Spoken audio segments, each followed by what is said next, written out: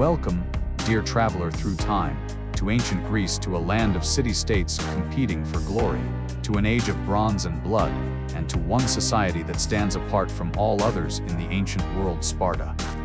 Tonight, as you settle into rest, we will journey to the valley of Leuctra, where the Eurotas River flows through the Peloponnesian mountains, where a warrior society unlike any before or since created a culture so distinctive, so disciplined, and so militarily successful that their name became synonymous with toughness, sacrifice, and martial excellence. This is the story of the Spartans, not the mythologized superheroes of Hollywood films, but the real men and women who created a society organized entirely around military excellence, who trained from childhood to be warriors, who built a state where every citizen was a soldier and every aspect of life served the needs of the army. We will explore how Spartan boys were taken from their mothers at age 7 and subjected to the brutal Agoge training system. We will understand the unique role of Spartan women who enjoyed freedoms and power unthinkable in other Greek states. We will examine the foundation of Spartan society, the Helot system, which enslaved an entire conquered people to support the warrior elite. And we will stand at Thermopylae, the narrow pass where 300 Spartans and their Greek allies faced the might of the Persian Empire. Buying time with their lives in one of history's most celebrated last, stands a battle that epitomizes Spartan values, while also revealing the complexities and contradictions of Spartan society. But we approach this story with balance. The Spartans inspire admiration for their courage, discipline, and martial skill qualities that echo through military traditions to this day.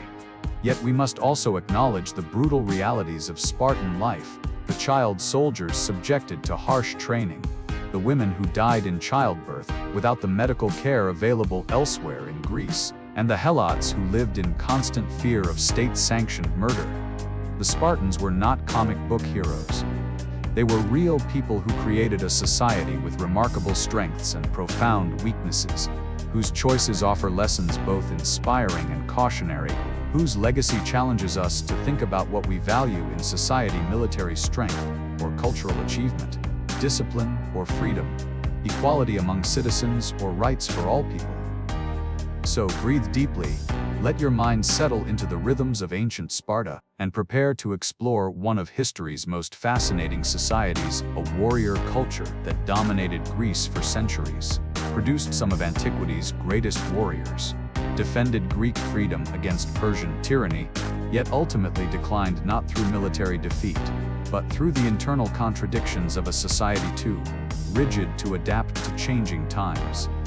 Let us begin in the hills of Laconia, where Spartan boys at age 7 leave their mothers' homes to begin a transformation that will turn them into the most feared warriors of the ancient world. To understand Sparta, we must begin with the Agoge, the brutal state-sponsored education and training system that transformed Spartan boys into warriors.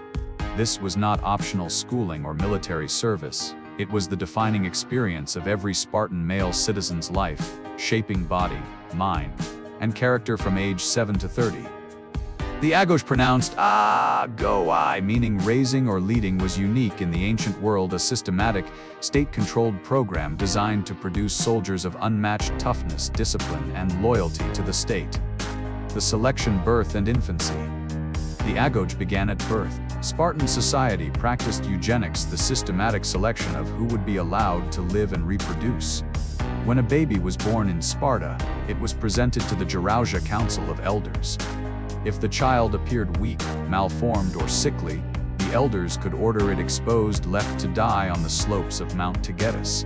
Ancient sources, particularly Plutarch, writing centuries later, describe this practice.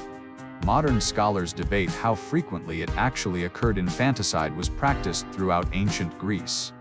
But whether Sparta was more systematic than other states is uncertain. Archaeological evidence of infant remains at the base of Mount Taygetus is limited and inconclusive.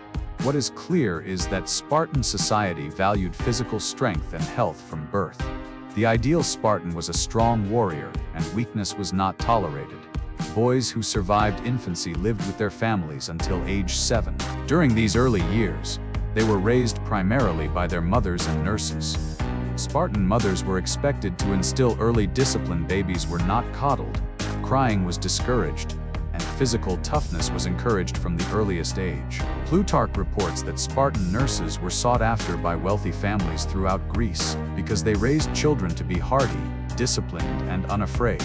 Whether this reflects reality or Spartan propaganda is debatable, but it shows how Spartan child-rearing practices were perceived as distinctively harsh.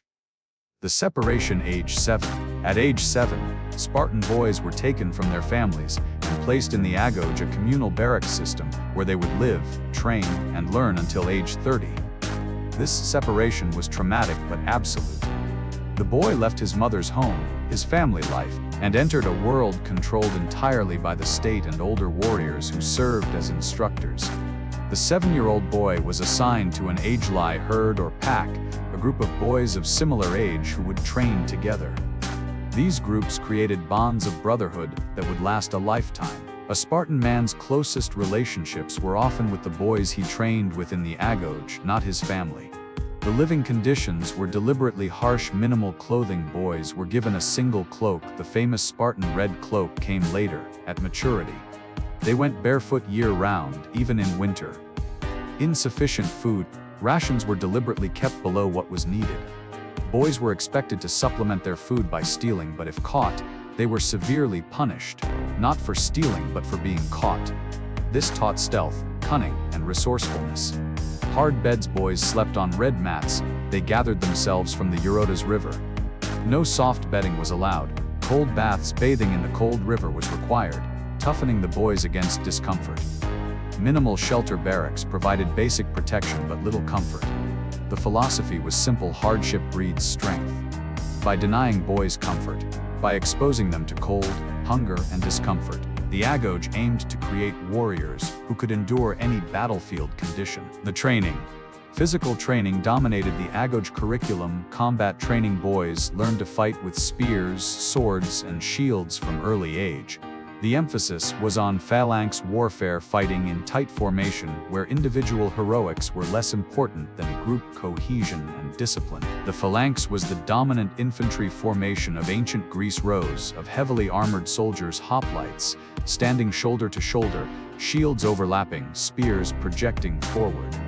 Success required each man to hold his position regardless of danger, trusting the men beside him to do the same. Spartan training emphasized this more than individual combat skills. A Spartan soldier was not expected to be a duelist, but a disciplined formation fighter who would never break ranks, never flee, and die in position if necessary. Physical conditioning. Running, wrestling, boxing, and general athletics developed strength, endurance, and pain tolerance. Boys were pushed to physical limits and beyond. Endurance training. Long marches with minimal food and water, training in harsh weather, and deliberate exposure to discomfort taught boys to function despite physical distress. Stealth and cunning. The tradition of encouraging theft though punishing those caught taught resourcefulness. Boys learned to move quietly, observe without being noticed, and take what they needed without detection.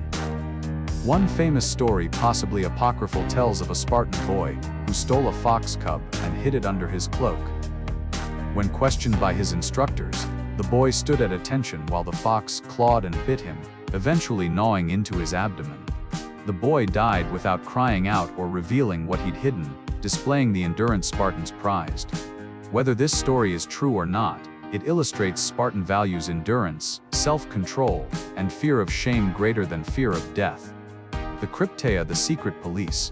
The most disturbing aspect of Agoge training was the Krypteia, a secret ritual where older youths around 18-20 years old were sent into Helot territory to commit state-sanctioned murder.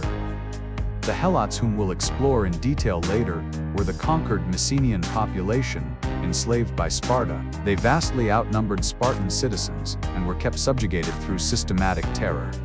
In the Krypteia, young Spartans were sent into the countryside armed with daggers. They would hide during the day and emerge at night to kill Helots, particularly strong, healthy, or potentially rebellious ones. The goal was dual: toughen young Spartans by forcing them to kill, and terrorize Helots into submission. Ancient sources, primarily Plutarch, describe this practice with horror, noting that Sparta annually declared war on the Helots to make their murder legal under Greek religious law, which otherwise forbade murder of Greeks by Greeks. Modern scholars debate whether the Krypteia occurred as described, how frequently, and whether it was purely a terroristic practice or served other functions. Some suggest it was primarily a wilderness survival test, with the anti-Helot element exaggerated by Sparta's critics. What seems clear is that some form of Krypteia existed, that it involved young Spartans operating in Helot territory, and that violence against Helots was state-sanctioned. This was perhaps the darkest aspect of Spartan training, turning young men into murderers to maintain a system of slavery. The Syssitia communal mess. From age 12 onwards, boys ate communal meals in military messes called Syssitia. These were not just dining halls but the fundamental social unit of Spartan society. Each Syssitian singular of Syssitia consisted of about 15 men who ate together, trained together, and would fight together. Membership in a Syssitian was required for full citizenship. A man who couldn't afford to contribute to the common mess, each member contributed food from their land holdings, lost citizenship rights.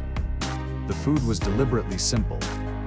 The famous Spartan black broth made from pork blood, vinegar, and salt was supposedly so unpalatable that other Greeks joked about why Spartans were willing to die in battle. Life was so unpleasant that death was no loss. This story is probably exaggerated, but the point was that Spartans valued simplicity, frugality, and self-denial. Elaborate meals were seen as decadent and weakening. Boys participated in Syssitia with adult warriors, learning military culture, values, and stories. The older warriors served as mentors, teaching not just combat skills but Spartan ideals, courage, discipline, obedience, and contempt for luxury, the social and cultural education. Though physical training dominated, the Agoge included intellectual and cultural elements. Though far less than in other Greek cities like Athens, literacy, Spartans learned to read and write. Though education was minimal compared to other Greeks, Spartans valued brevity in speech. We get the word laconic from Laconia, the region around Sparta. Long philosophical discussions were seen as Athenian frivolity. Music and poetry. Spartans sang military songs and marching chants. Music was important for maintaining rhythm in phalanx movement. Some poetry was taught, particularly works celebrating Spartan heroes and military virtue. Religious training. Spartan religion emphasized martial deities and ancestral heroes. Boys learned religious rituals, particularly those related to warfare. Spartan values obedience to the state, courage in battle, endurance of hardship, simplicity in lifestyle, and absolute loyalty to Sparta were drilled into boys from the first day of Agoge. Notable was what was not taught. Spartans didn't study philosophy, rhetoric, or the arts in the way Athenians did. Sparta produced no famous philosophers, playwrights, or artists. The Spartan contribution to Greek culture was military, not intellectual. The older lover system. One controversial aspect of the Agoge was the institutionalized pederastic relationship between adult warriors and adolescent boys. In ancient Greece generally, pederasty, an older male Erastes forming a romantic and sexual relationship with an adolescent boy Erominos was socially acceptable within certain bounds. In Athens, such relationships were idealized, at least among the elite, as educational, with the older partner mentoring the younger. In Sparta, these relationships were institutionalized in the Agoge. An older warrior, typically in his 20s or 30s, would select a younger boy, typically early to mid-teens, as his mentee and romantic partner. Ancient sources, particularly Xenophon and Plutarch, describe these relationships as primarily educational and honorable, with sexual elements downplayed. Plutarch specifically states that physical sexual contact was shameful in Sparta, unlike Athens, and relationships were supposed to be chaste. Modern scholars are skeptical of these claims, suspecting that ancient writers were sanitizing practices they found uncomfortable or defending Spartan customs against criticism. Sexual elements likely existed, though exactly what was considered acceptable is uncertain. What is clear is that these relationships created strong bonds between older and younger warriors, provided mentorship, and reinforced military culture. A young warrior would want to prove himself worthy of his mentor's respect. and the older partner would feel responsible for the younger man's development. These bonds carried into battle. Men fought harder knowing their lovers or mentees were watching, and the shame of cowardice before one's beloved was considered unbearable. The graduation becoming a warrior. At age 20, after 13 years in the Agoge, a young man underwent final tests to determine if he was worthy of Spartan citizenship. Physical tests demonstrating martial skills, endurance, and strength. Social acceptance, being voted into a society. If no society would accept a man, he couldn't become a full citizen, a devastating outcome, meaning all the Agoge years were wasted. Character evaluation. Elders assessed whether the young man embodied Spartan values: courage, discipline, obedience, self-control. Those who passed became full Spartan warriors. Spartiates, members of the elite warrior class that ruled Sparta.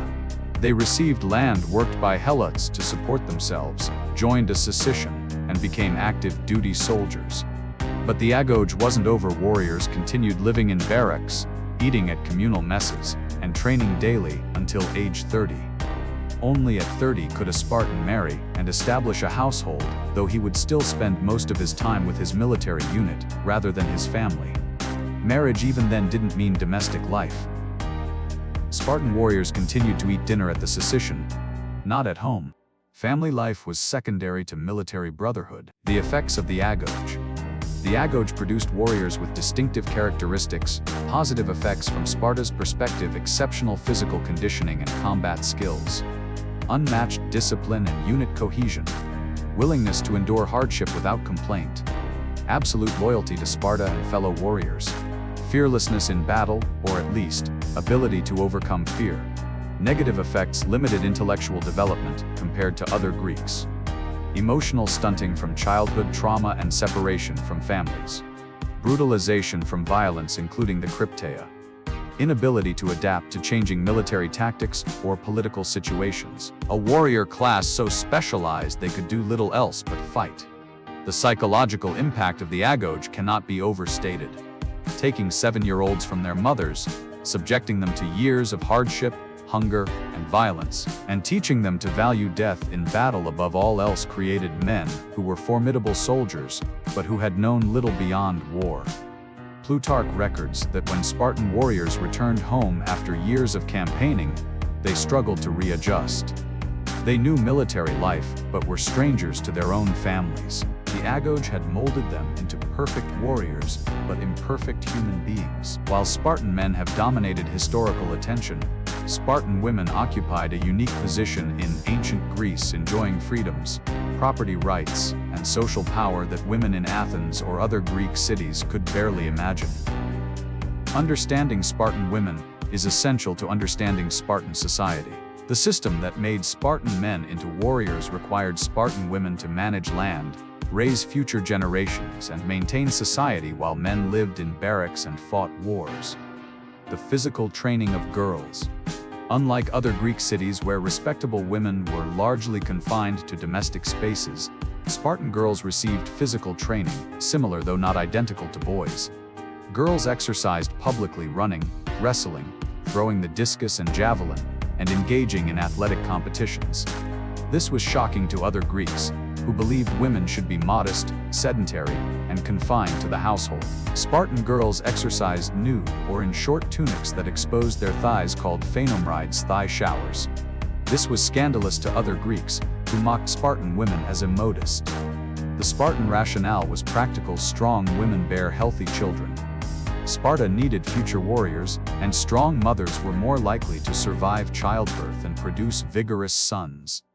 Plutarch quotes a Spartan saying, "Spartan women are the only women who give birth to men," meaning Spartan women produced real warriors, unlike the soft men born in other cities. The physical training made Spartan women healthier and stronger than other Greek women.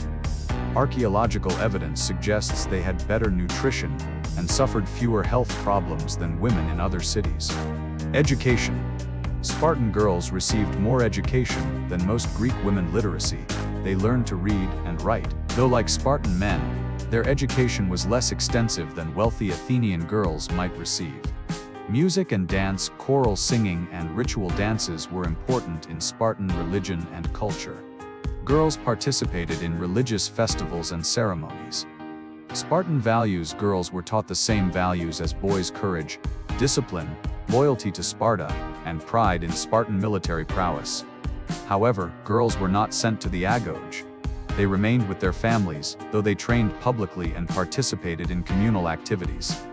The gender separation was significant: boys became soldiers, girls became mothers of soldiers, and both roles served the state. Marriage and reproduction. Marriage in Sparta was distinctive. Age at marriage: Spartan women typically married in their late teens or early 20s, significantly older than Athenian girls, who often married at 13-15 to men in their 30s. The later marriage age in Sparta reduced maternal and infant mortality. Younger mothers face higher health risks and meant women were more physically mature, increasing chances of successful pregnancy and childbirth. The marriage ritual was unusual by Greek standards. The bride's head was shaved, she was dressed in men's clothing and left alone in a dark room. The groom, who had been living in barracks with other warriors, would visit secretly, consummate the marriage, and return to his barracks. This pattern continued even after marriage. The husband remained in the barracks until age 30, visiting his wife primarily for reproduction. Spartan marriages were not based on domestic partnership, but on producing future warriors. Plutarch reports that men might father children before ever seeing their wives in daylight, and that the secrecy and rarity of meetings increased desire, ensuring passionate encounters likely to result in pregnancy. Some couples lived together after the husband reached 30, but many Spartan men continued to prioritize military life over domestic life even then. Childbearing was a woman's primary duty to the state. Women who died in childbirth received marked graves, the only women so honored, paralleling warriors who died in battle. Both gave their lives for Sparta. Women who bore multiple sons, especially strong warriors, were honored and respected. Mothers of many soldiers had social prestige. Conversely, women who failed to bear children or bore only daughters were looked down upon. The state needed warriors, and women who didn't produce them weren't fulfilling their function. Property and economic power. Spartan women had property rights unparalleled in ancient Greece. Inheritance. Women could inherit land and property. If a family had no sons, daughters could inherit the family estate.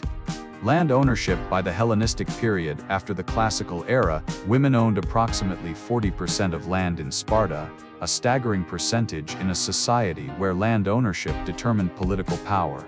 Management. While husbands were in barracks or on campaign, wives managed family estates, controlled agricultural production performed by helots, and made economic decisions. This economic power translated into social influence. Wealthy Spartan women wielded considerable informal power through control of resources. Other Greeks, particularly Athenian writers, criticized this, claiming Spartan women had too much power, and that this contributed to Sparta's decline. Aristotle specifically blamed Spartan women's influence for Sparta's problems, arguing that women's control of property undermined proper male authority. Modern scholars view these criticisms as reflecting Athenian patriarchal biases rather than objective analysis. Spartan women's power didn't destroy Sparta. Other factors, which we'll explore later, caused its decline. The Spartan mother ideal.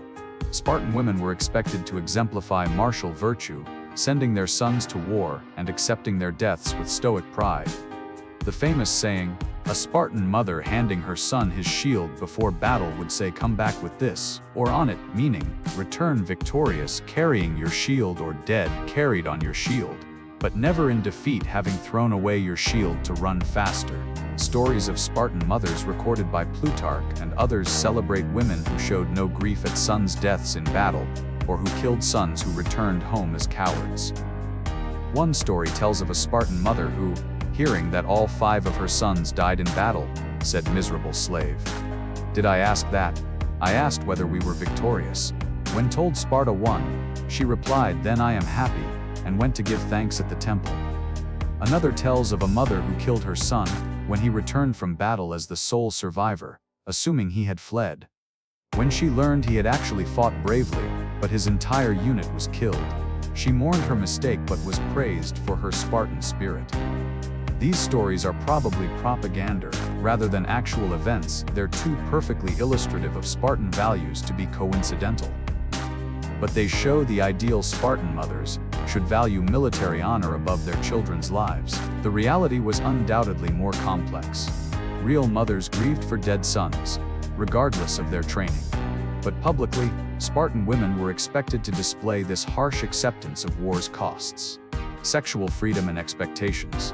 Spartan women had more sexual freedom than women in other Greek cities, though within specific parameters adultery was treated differently than elsewhere in Greece. In Athens, a wife's adultery was a serious offense. The husband was expected to divorce her and could legally kill her lover. Female chastity was crucial for ensuring legitimate heirs. In Sparta, adultery was less serious. Sparta cared about producing strong children, not about sexual fidelity per se.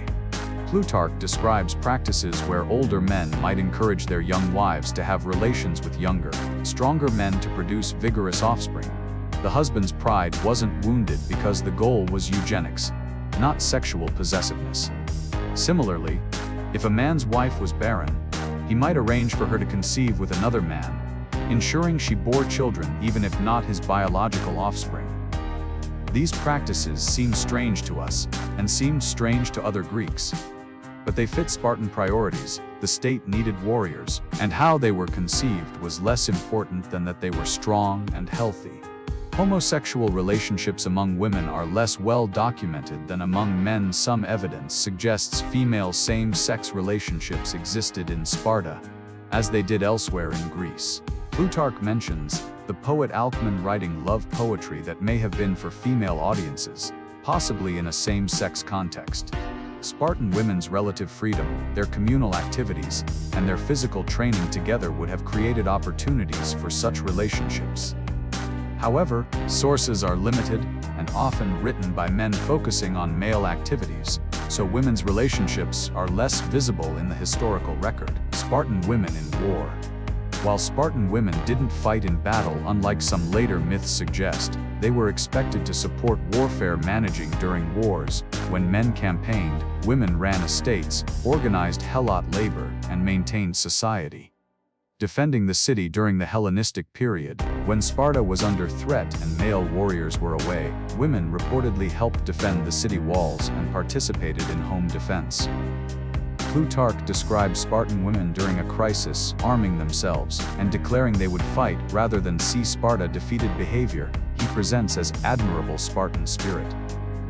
Raising warriors, the mother's role in instilling Spartan values in young children was crucial. In the years before boys entered the Agoge, mothers were their primary influences, teaching them to endure hardship and value military excellence. The contradictions. Spartan women's position was full of contradictions. They had more freedom than other Greek women in property, education, and physical activity. Yet they had less choice in their fundamental life path. All Spartan women were expected to bear children for the state. This wasn't optional, it was their duty, enforced by social pressure and honored above all other contributions. They were stronger and healthier than other Greek women, benefiting from better nutrition and exercise. Yet they died in childbirth at higher rates than might be expected because Sparta's priority was producing warriors, not women's health. Medical care was minimal, and the expectation of multiple pregnancies increased lifetime risk. They were respected for their role in producing warriors and managing property. Yet they were valued instrumentally for what they contributed to the state, not as individuals with inherent worth. They seemed powerful compared to Athenian women, who were largely confined to domestic spaces. Yet their power served a fundamentally patriarchal, militaristic system that valued them primarily as mothers of soldiers. The legacy of Spartan women. Spartan women have been interpreted in various ways across history. Ancient critics, particularly Athenians and Aristotle, saw them as examples of women having too much power, leading to societal problems. Modern feminists have sometimes celebrated Spartan women as examples of women in an ancient society having property rights, education, and physical strength. But scholars note the complexity. Spartan women had certain freedoms, but within a system that valued them primarily for reproduction, and their relative power came at the cost of living in a society built on slavery and dedicated to war. The truth is that Spartan women's lives were neither simple oppression nor simple empowerment. They navigated a complex system, found power where they could, and fulfilled roles their society demanded while maintaining individual agency within those constraints. Their legacy reminds us that women's status in historical societies is always nuanced, never simply free or oppressed, but always negotiated within specific cultural contexts with specific opportunities and constraints. To understand Sparta fully, we must examine the foundation upon which the warrior society was built. The Helots, a conquered population, forced into slavery to support the Spartan elite. This is the darkest aspect of Spartan society, the system that made everything else possible, but also planted the seeds of Sparta's eventual decline. The Helots were not slaves in the chattel sense. They had families, communities, and some rights, but they were a subjugated people living under constant threat of violence in a system that modern observers would call state terror. The origins of the Helot system. The Helots were primarily Messenians, the population of Messenia, the region west of Sparta, conquered by Sparta in two brutal wars. The First Messenian War, approximately 743–724 BCE. Sparta conquered Messenia, a fertile region with excellent agricultural land. Rather than making Messenians into slaves to be sold, or simply killing the population, Spartans forced them into a unique status. They remained on their ancestral lands but worked those lands for Spartan masters, giving over most of their produce. The Second Messenian War, approximately 685–668 BCE, the Messenians revolted, nearly defeating Sparta. After brutal fighting, Sparta reconquered Messenia and imposed even harsher terms, solidifying the Helot system. The result? Messenia's entire population became Helots, perhaps 200,000 people or more, enslaved to support a Spartan citizen population of perhaps 8,000 and 10,000 adult male warriors plus their families. The ratio of Helots to citizens may have been 21 or higher, a subject population vastly outnumbering their masters. This demographic reality shaped everything about how Sparta functioned. Additionally, the region immediately around Sparta, Laconia, also had Helots, descendants of earlier conquered populations, or people reduced to servitude through various means. The Helot status. Helots occupied a strange position between slaves and serfs. Unlike chattel slaves, Helots couldn't be bought or sold individually. They had families and communities. They remained on ancestral lands. They had some limited rights. Unlike free peasants, they were bound to the land. They had to give over most of their produce to Spartan masters. They had no political rights. They could be killed by Spartans with legal impunity during the annual war declaration. The arrangement: each Spartan citizen was assigned land, called a kleros by Helots. The Helots produced food, growing grain, tending olives and grapes, raising livestock, and gave a fixed portion to their Spartan master. If they produced more than the required amount, they could keep the surplus. This system freed Spartan citizens from agricultural labor, allowing them to focus entirely on military training. A Spartan warrior didn't farm, didn't work a trade, didn't engage in commerce. He trained and fought, while Helots produced the food and goods necessary for survival. The control system. Keeping a vast enslaved population subjugated required systematic terror. The Krypteia discussed earlier in the Agoge section. Young Spartans sent to Helot territories to commit murders, targeting strong, healthy, or rebellious Helots. This served dual purposes: toughening young warriors and terrorizing Helots. The annual war declaration. Each year, the Spartan Ephors magistrates formally declared war on the Helots. Under Greek religious law, killing fellow Greeks was polluting and offensive to the gods unless done in war. By declaring war annually, Sparta made killing Helots legally and religiously acceptable. Random violence. Sources describe Spartans beating, humiliating, or killing Helots arbitrarily to maintain dominance through fear. Forced intoxication. Plutarch describes Spartans forcing Helots to drink wine until drunk, then parading them before Spartan youth to show the degrading effects of intoxication. This served to humiliate Helots and teach Spartans to despise drunkenness.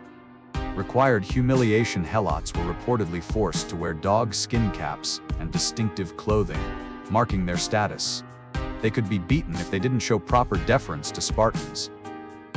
The psychological purpose: keep Helots in constant fear, prevent them from feeling dignity or power, and ensure they never forgot their subjugated status. The Helot revolts. Despite the terror system, Helots revolted multiple times. The Second Messenian War, 685-668 BCE, the most serious revolt, where Messenian Helots nearly defeated Sparta. The war lasted over 15 years and required Sparta to request help from other Greek states. The 464 BCE earthquake and revolt, a massive earthquake, destroyed much of Sparta, killing thousands of citizens. Helots, seeing Sparta weakened, revolted. The rebellion lasted for years and required Athens' assistance to suppress. This revolt profoundly affected Spartan psychology. The realization that disaster could trigger Helot rebellion made Spartans paranoid about threats from within. Other smaller revolts and resistance Helots engaged in passive resistance, working slowly, minor sabotage, and occasional violent resistance throughout Spartan history. The constant threat of Helot revolt shaped Spartan society. It reinforced the need for military readiness. Spartans couldn't demobilize because they feared internal revolt as much as external invasion. It prevented Sparta from sending large armies on distant campaigns. Too many warriors away meant vulnerability to Helot uprising. It created paranoia and brutality in Spartan culture. Trust was impossible when surrounded by enemies who outnumbered you. 2001. Helot life and culture. Despite oppression, Helots maintained communities and culture. Family life. Helots married, raised children, and maintained family structures. Unlike chattel slaves whose families could be broken up by sale, Helot families remained together on ancestral lands. Religion. Helots practiced traditional Messenian religious rites, maintaining cultural identity distinct from their Spartan masters. Community. Helot villages maintained social structures, with elders, traditions, and communal life continuing beneath Spartan domination. Some economic autonomy. If Helots produced more than their required tribute, they could keep or sell the surplus. Some Helots accumulated modest wealth, though always vulnerable to Spartan confiscation or violence. Oral tradition. Messenian cultural memory preserved through stories, songs, and traditions kept alive the memory of independence and the hope of eventual freedom. Helots in warfare. Spartans sometimes used Helots in warfare, creating complex dynamics as servants. Helots accompanied warriors on campaign, carrying supplies, tending wounded, and performing camp labor. Each Spartan warrior might have several Helot attendants. As light infantry in some battles, Helots were armed and fought as light troops, peltastes, or skirmishers alongside the Spartan phalanx. This was pragmatically necessary when Sparta faced large enemies, but it was also dangerous, giving Helots military training and weapons. The promise of freedom. Spartans sometimes promised freedom to Helots who fought bravely. These freed Helots were called neo-demodides, new citizens, though they didn't have full Spartan citizenship. The treachery. Thucydides, the ancient Greek historian, records that after one war, Spartans asked Helots, who had fought most bravely, to identify themselves, promising freedom. 2,000 Helots came forward. Spartans then secretly murdered all of them, eliminating the strongest and most capable Helots, who might lead future revolts. This incident, if true, epitomizes the paranoia and cruelty of the Spartan-Helot relationship. Even when Helots served Sparta loyally, they were still viewed as threats to be eliminated. The economic foundation. The Helot system was the economic foundation making Spartan society possible. Agricultural production. Helots produced the food feeding Spartan citizens and their families. Without Helot labor, Spartans couldn't have devoted themselves entirely to military training. The kleros system. Each Spartan citizen received land worked by Helots. As long as a Spartan contributed to his Sicilian communal mess, he maintained full citizenship. If he couldn't contribute because his Helots didn't produce enough or his land was insufficient, he lost citizenship status. The irony: Spartan citizens' status depended on Helot labor. If Helots worked poorly, didn't produce enough, or revolted, Spartan's economic foundation collapsed. The vulnerability, unlike other Greek cities that had diverse economies, trade, crafts, commerce, Sparta depended entirely on agriculture worked by a hostile enslaved population. This made Sparta economically inflexible and vulnerable to Helot resistance. The moral paradox. The Helot system created a profound moral paradox. Spartans prided themselves on courage, discipline, honor, and military virtue. They saw themselves as defenders of Greek freedom against Persian tyranny, as we'll see at Thermopylae. Yet their entire society rested on the systematic enslavement and brutalization of fellow Greeks. Messenians spoke Greek, worshipped Greek gods, and had cultural traditions similar to other Greeks, but Spartans treated them as subhuman. Other Greeks noticed this hypocrisy. Athenian writers and philosophers criticized Sparta for enslaving Greeks while claiming to defend Greek freedom. Critics pointed out that Sparta's vaunted equality among citizens was only possible through inequality between citizens and Helots. Spartans defended the system by claiming Messenians were conquered in legitimate war, and that strength gave Sparta the right to rule. They also argued that the system produced the military excellence that made Sparta invaluable to Greek defense. Modern perspectives see the Helot system as state-sponsored terrorism, using systematic violence to maintain a fundamentally unjust social order. The system was unsustainable morally and practically, contributing to Sparta's eventual decline, the beginning of the end. The Helot system ultimately helped destroy Sparta. The constant fear of Helot revolt prevented Sparta from fully committing forces abroad, limiting its military effectiveness in later periods. The demographic crisis over time, the number of full Spartan citizens declined for reasons we'll explore later. As citizen numbers fell, the already dangerous Helot to citizen ratio became even more extreme, making the system increasingly unstable. The liberation of Messenia in 369 BCE. After Sparta's defeat at the Battle of Leuctra, the victorious Thebans invaded Sparta and liberated Messenia, freeing the Helots and re-establishing Messenian independence after 350 years of slavery. This liberation devastated Sparta economically. Suddenly, half of Sparta's agricultural base was gone. Spartan citizens who had depended on Messenian Helots lost their livelihoods. The economic foundation of Spartan society collapsed in a single blow. Sparta never recovered from Messenia's liberation. While Sparta continued to exist as a city, its power was broken, and it never again dominated Greece as it had for centuries. The lessons of the Helot system. The Helot system teaches uncomfortable lessons. Slavery corrupts. The brutality required to maintain the Helot system brutalized Spartans themselves, creating a culture of violence and paranoia. Injustice is unstable. The fundamental injustice of the system created constant threat, requiring massive resources for internal control that could have been used productively. Short-term strength, long-term weakness. The Helot system gave Sparta short-term military advantages, free citizens to train as warriors, but created long-term vulnerability, demographic imbalance, economic inflexibility, moral illegitimacy. Military virtue doesn't equal moral virtue. Spartans were undoubtedly brave and disciplined warriors, but these qualities coexisted with systematic cruelty to Helots. Martial excellence doesn't make a society just or admirable in all respects. Understanding the Helot system is essential to understanding Sparta. The warrior culture, the Agoge training, the military excellence, all were built on the backs of enslaved Messenians living in fear. This uncomfortable truth must be acknowledged alongside admiration for Spartan military achievements. Here we pause in our exploration of Spartan society. We have witnessed the brutal Agoge training system that forged boys into warriors, understood the unique position of Spartan women who enjoyed freedoms while serving the state's military needs, and examined the dark foundation of Helot slavery that made the warrior society possible. As you drift towards sleep, imagine a 7-year-old Spartan boy being led away from his weeping mother to begin the Agoge, knowing he will spend the next 23 years in barracks before he can truly return home. Picture a Spartan woman managing vast estates, training alongside men, yet expected to bear children for the state, and accept their deaths in battle with stoic pride. See the Helot farmer working land his ancestors owned, watching young Spartans patrol at night with murder in mind, dreaming of the day Messenia might again be free.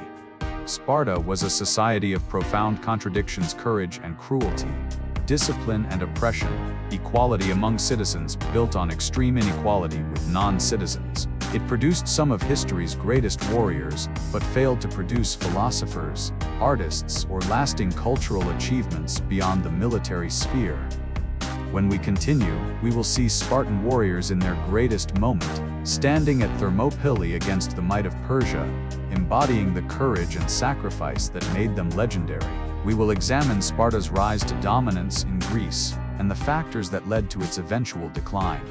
And we will reflect on what Spartan society teaches us about the costs of militarism, the value of discipline, and the complex relationship between strength and morality.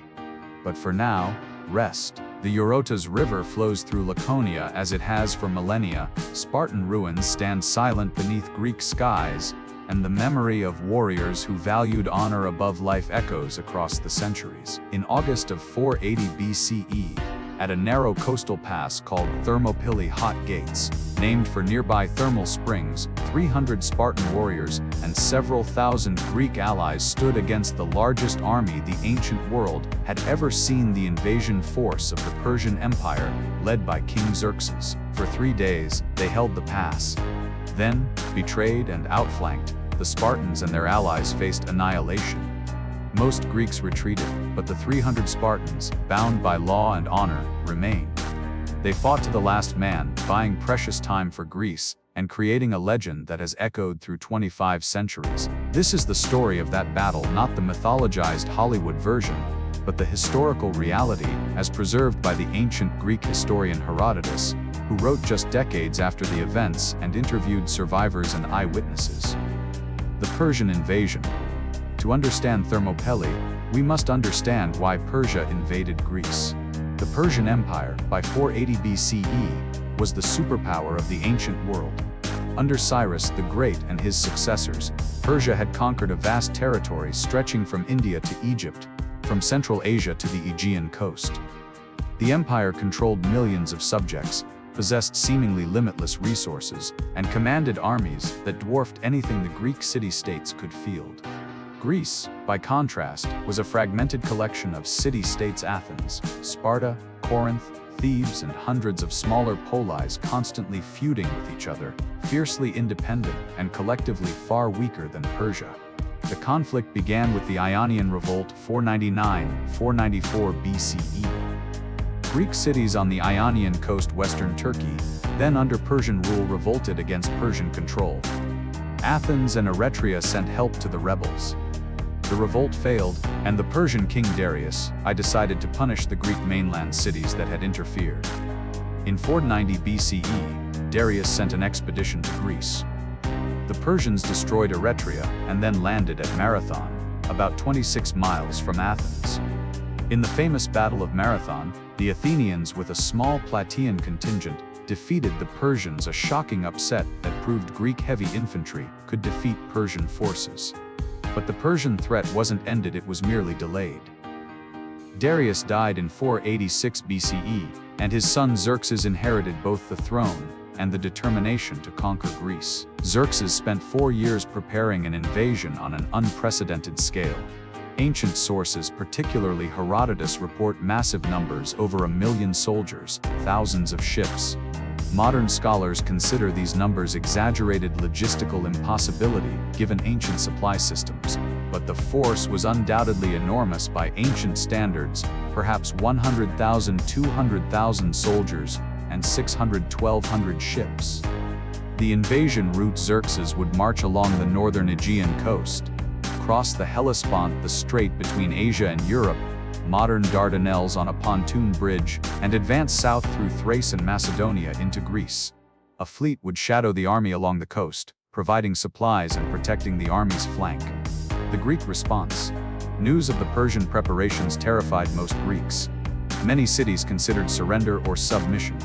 Others hesitated, hoping Persia would accept symbolic submission without occupation. But Athens and Sparta, the two most powerful Greek states, decided to resist. Athens, the richest Greek city with the largest navy, took the lead in organizing resistance. The Athenian statesman Themistocles recognized that Greece's best chance lay in naval warfare. The Athenian fleet could challenge Persian naval supremacy in narrow waters where Persian numbers mattered less. Sparta, with Greece's most formidable army, was essential for land defense. But Sparta was cautious about committing forces far from home, remembering the Helot threat, and was celebrating a religious festival that traditionally prohibited military campaigns. A Hellenic League was formed, an alliance of Greek city-states committed to resisting Persia. Athens contributed the largest navy, Sparta the best soldiers, and other cities provided what they could. The strategic situation was challenging for Greece. The northern Greek cities Thessaly, Macedonia had submitted to Persia or would soon be overrun. The Greeks needed to find defensible positions where small forces could hold against larger numbers. The plan defend at 2 points simultaneously. By land it hold the pass at Thermopylae, preventing the Persian army from advancing south. By sea the Greek fleet would engage the Persian navy at Artemisium near Thermopylae, preventing Persians from bypassing the land defense by sea. If both positions held, the Greeks could stall the invasion. If either failed, the entire defense would collapse. Thermopylae, the killing ground. Thermopylae was chosen because geography made it nearly perfect for defense. The pass was a narrow coastal tract between the mountains of central Greece and the sea. At its narrowest point, the pass was perhaps 5,100 feet wide. Ancient sources vary, and coastline has changed over 2,500 years due to sediment deposition. This meant that Persia's numbers would be irrelevant. In the narrow pass, only a small frontage of soldiers could fight at once. The Persians couldn't use their superior numbers to outflank or surround the Greeks. They would have to push through the pass in a narrow column, straight into Greek spears. For Greek hoplites, heavily armored infantry fighting in tight phalanx formation, this was ideal terrain. They could form a wall of shields and spears across the pass, and the Persians would have to break through or turn back. The Greek force. The force that marched to Thermopylae was smaller than hoped because the Olympic Games were being held, and religious tradition prohibited warfare during the Games. Most Greek states sent only advance guards, promising to send main forces after the festival. Sparta's Carnia festival honoring Apollo also restricted Spartan military activity. King Leonidas was allowed to take only his personal bodyguard, 300 Spartiates as an advance force, with promises that the main Spartan army would follow after the festival. The total Greek force at Thermopylae numbered approximately 7,000 men. Ancient sources vary between 4,000 and 7,300 Spartans, Spartiates, full Spartan citizens. Perioikoi, free non-citizen residents of Laconia, Sparta's territory, perhaps 901,000. 700 Thespians from the city of Thespi, the only other city besides Sparta to have their contingent fight to the death. 400 Thebans from Thebes, who would later defect to the Persians. Several thousand from other cities, Phocians, Locrians, Corinthians, and others. Important, the 300 Spartans were only the full citizens. The total Spartan/Laconian force was larger, perhaps 1,000–1,500, and the total Greek force was about 7,000. The battle was not literally 300 against millions, but it was still vastly outnumbered defenders against a massive invasion force. King Leonidas. Leonidas I, king of Sparta, one of two kings. Sparta had a unique dual kingship, led the force. Leonidas was approximately 60 years old in 480 BCE, elderly by ancient standards, but Spartan kings often fought in their later years since the Agoge training continued to keep them fit. He chose to lead the advance force himself, knowing it might be a suicide mission. Ancient sources suggest an oracle had prophesied that either Sparta would fall or a Spartan king would die. Leonidas may have chosen to sacrifice himself to fulfill the prophecy and save Sparta. The 300 Spartiates Leonidas brought were specifically chosen. All were mature warriors, probably 30+ years old. All had living sons, ensuring their family lines would continue. All were presumably among Sparta's best fighters. This selection suggests Leonidas expected they would not return. He was taking fathers whose families would survive their deaths, not young men whose potential would be lost. The first 2 days, the Persian army arrived at Thermopylae and beheld the narrow pass blocked by a small Greek force. Xerxes reportedly waited 4 days, expecting the Greeks to flee in terror at the sight of his massive army. When they didn't, he sent messengers demanding surrender. The famous exchange recorded by Herodotus, though possibly legendary, Xerxes sent a messenger saying, "Our arrows will block out the sun." A Spartan warrior named Dionysus supposedly replied, "Good, then we'll fight in the shade." When Xerxes demanded the Greeks surrender their weapons, Leonidas supposedly replied with 2 words, "Molon labe come," and take them, a phrase that has echoed through military history. On the 5th day, Xerxes attacked. The assault followed a predictable pattern: Persian infantry, the Medes, then other contingents advanced into the pass in dense columns. They faced the Greek phalanx, a wall of bronze shields, with long spears projecting forward from multiple ranks. The Persians couldn't break through. Their light armor offered little protection against Greek spears. Their shorter weapons, swords, short spears, bows, were outranged by Greek 8-foot spears. The narrow pass prevented them from using numbers to outflank or surround. The Greeks' superior armor, bronze breastplates, helmets, greaves, large shields protected against Persian arrows and light weapons. Wave after wave of Persians attacked and were repulsed. Bodies piled up in the pass. Xerxes grew frustrated. The second day saw Xerxes commit his elite troops, the Immortals, his personal guard of 10,000 men, called Immortals, because their number was always kept at exactly 10,000 casualties, were immediately replaced, making the unit seem immortal. The Immortals fared no better. The Greek phalanx held superior armor, superior close quarters weapons, and superior training overcame numerical advantage in the confined space. Herodotus records that the Spartans used tactical feints pretending to retreat, drawing Persian forces forward, then wheeling around to catch them in confusion. This required extraordinary discipline and coordination. By the end of the second day, the Greeks had held. Persian casualties were reportedly enormous, thousands dead, while Greek losses were minimal. Xerxes was stymied. His vast army couldn't break through a narrow pass defended by a few thousand men. The betrayal. Then disaster struck for the Greeks. A local Greek named Ephors from a Malian town near Thermopylae approached Xerxes and revealed a secret, a mountain path called the Anapeia that led around the pass, bypassing the Greek position. Why did Ephors betray Greece?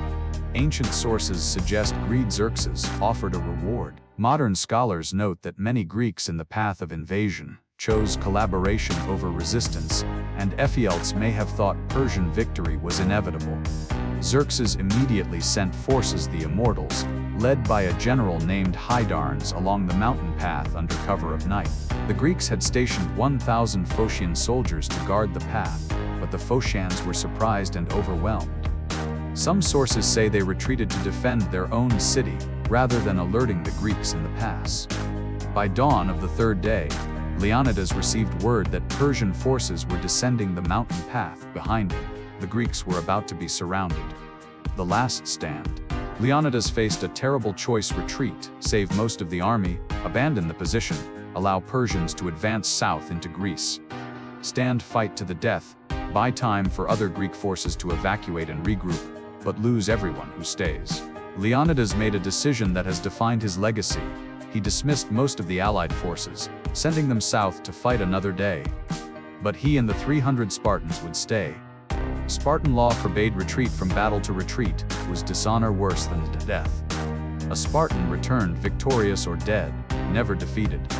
The 700 Thespians chose to stay as well. Their city had voted to fight to the end, and they would honor that commitment. The 400 Thebans reportedly wanted to leave, but were forced to stay by Leonidas, though Herodotus may be biased against Thebes, which later allied with Persia. During the final battle, most Thebans surrendered, so approximately 1,500 men prepared to make their last stand. The final battle.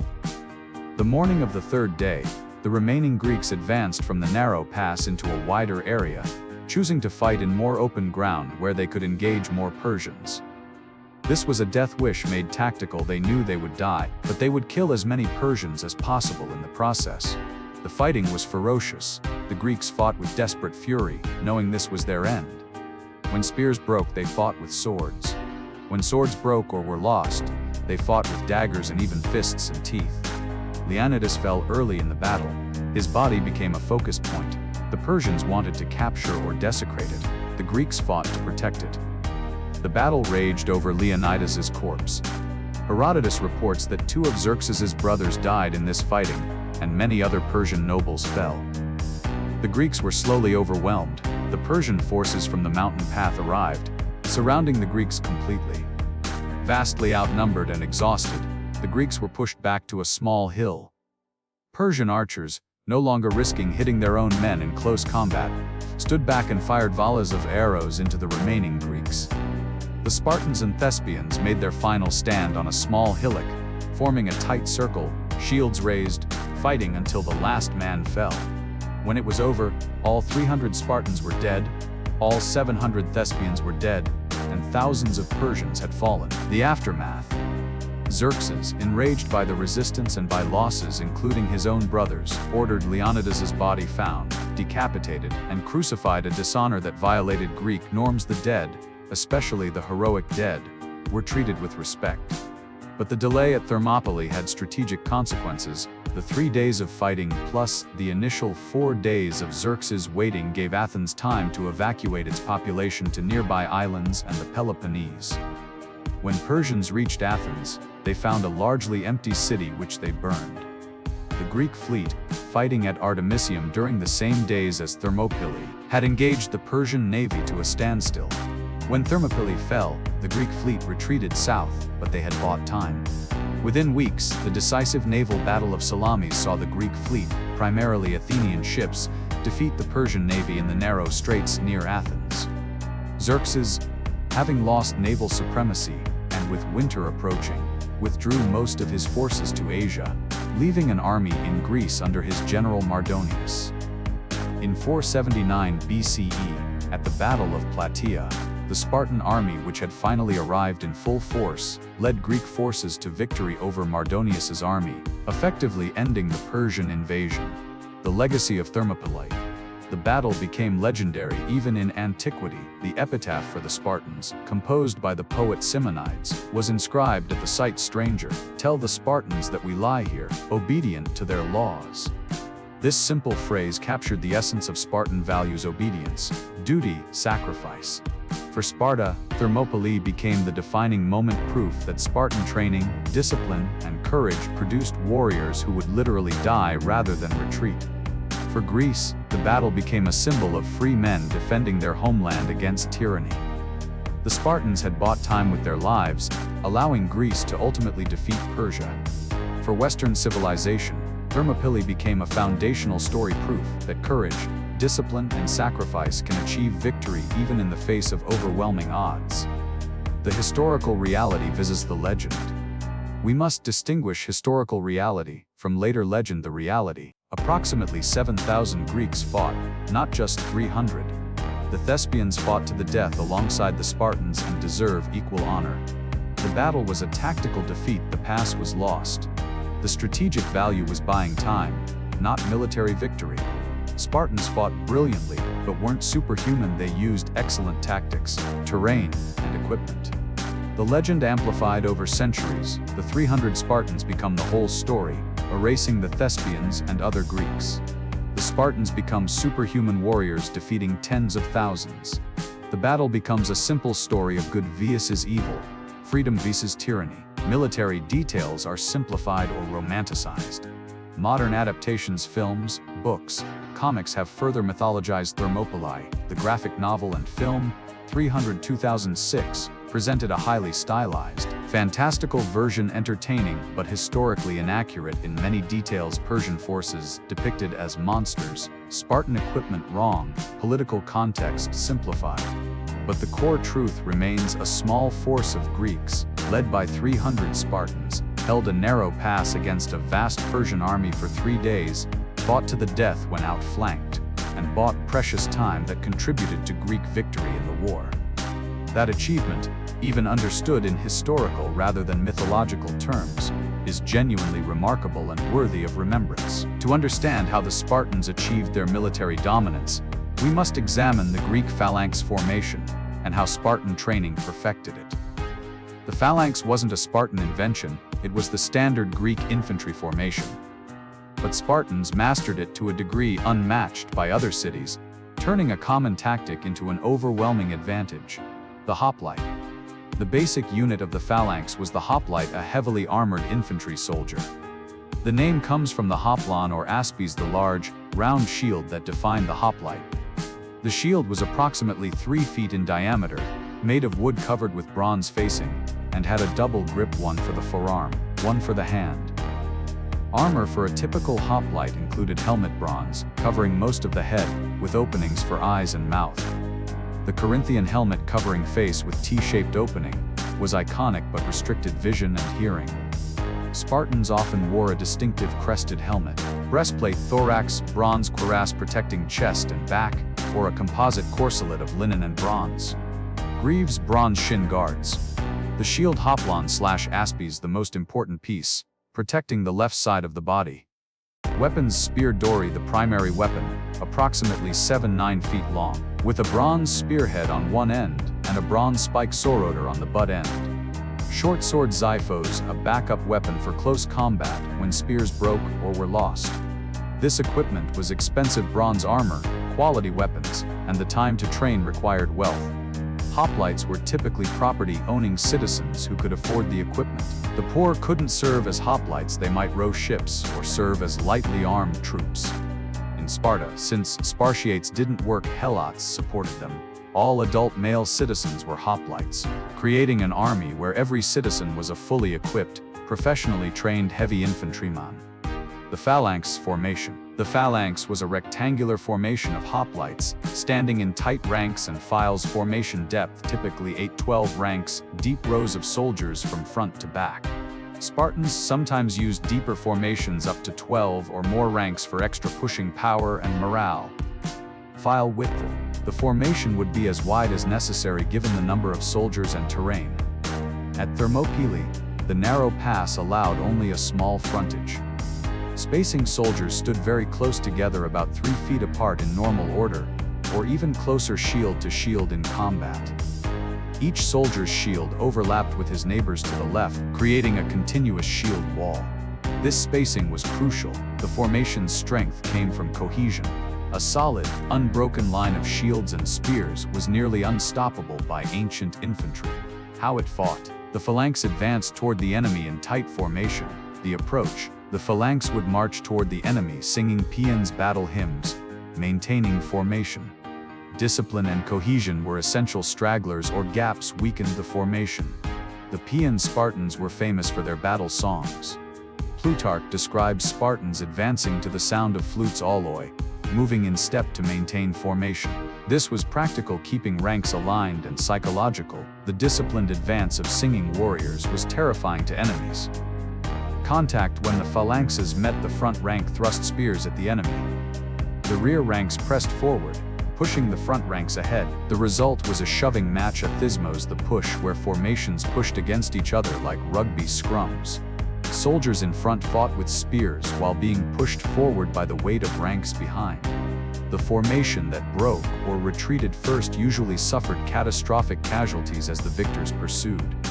The shield's role. Each soldier's shield protected his own left side and his neighbor's right side. This created mutual dependence. If a soldier fled, he exposed his neighbor to danger. This encouraged cohesion and made breaking formation shameful and dangerous. Why it worked. The phalanx was devastatingly effective because mass and momentum. Hundreds of armored men, moving as a single unit, created tremendous force.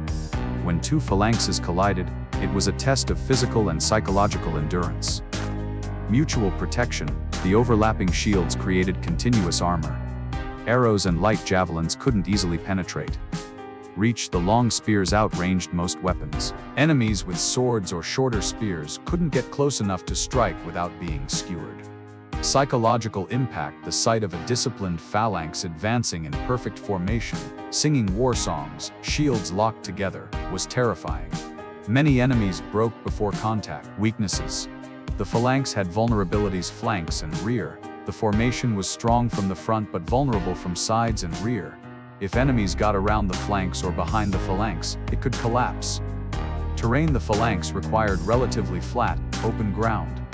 Rough terrain, hills, or forests could break formation. The Spartans at Thermopylae used narrow terrain to negate Persian numerical advantage. Mobility. The phalanx was slow and cumbersome. It couldn't pursue fleeing enemies effectively or maneuver quickly. Gaps. If the formation broke, soldiers tripping, falling, or fleeing gaps appeared that enemies could exploit. Spartan superiority. If every Greek city used the phalanx, why were Spartans superior? Training. While other cities had citizen militia who trained occasionally, Spartans trained full-time from age 7. This created unmatched discipline, endurance, and coordination.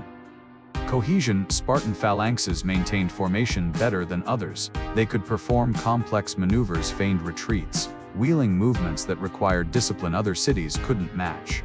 Morale. Spartan soldiers would die rather than break formation. This psychological edge, knowing your comrades would never run, made Spartan phalanxes nearly unbreakable. Physical conditioning. The Agoge produced soldiers of exceptional strength and endurance. Fighting in armor in hot Greek summers was exhausting. Spartans had the conditioning to outlast enemies.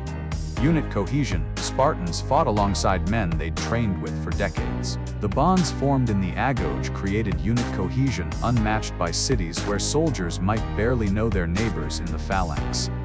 Battlefield tactics. Spartan commanders used several tactical approaches. The oblique formation, advancing one wing forward while refusing holding back the other wing. This concentrated force against one point in the enemy line, breaking through before the rest of the enemy could react. This tactic was used successfully by the Theban general Epaminondas against Sparta at Leuctra 371 BCE, showing that others could learn and adapt Spartan methods. The feigned retreat. Spartans would pretend to flee, drawing the enemy out of formation, then turn and attack the disorganized pursuers. This required extraordinary discipline. Soldiers had to trust that the retreat was tactical and that the phalanx would reform. Coordination. Spartan armies could divide into multiple units and coordinate their movements using signals, flag bearers, musical instruments. This flexibility was rare in ancient warfare. The Spartan equipment. Spartan hoplite equipment had some distinctive features. The red cloak, or crimson cloak. Spartans were famous for wearing red cloaks. Various explanations exist. Red hides blood, preventing enemies from seeing wounded Spartans and gaining confidence. Red is associated with war and blood. The uniform appearance created psychological impact and group identity. The Lambda Spartans painted the Greek letter lambda on their shields, standing for Lacedaemon, the region of Sparta. This made Spartan shields instantly recognizable. Long hair. Spartan warriors traditionally wore their hair long, a mark of free men and aristocratic status. Before battle, they would comb and arrange their hair, showing contempt for danger and confidence in victory, or readiness for honorable death. Other Greeks mocked these affectations, particularly the hair, but they were part of Spartan military psychology, projecting fearlessness and discipline. The limitations of Spartan warfare. Despite their excellence, Spartan military power had limits. Siege warfare. Spartans were poor at sieges. Their training emphasized open-field phalanx combat, not the engineering and patience required for besieging cities. This limited their ability to conquer fortified enemies. Naval warfare. Sparta had no naval tradition until late in its history. Athens controlled the sea, and Sparta had to rely on allies and eventually Persian funding to build a fleet.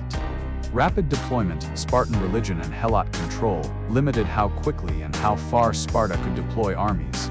Festivals and fear of Helot revolt prevented Sparta from committing full forces for extended periods away from home. Numbers. Sparta had a small citizen population.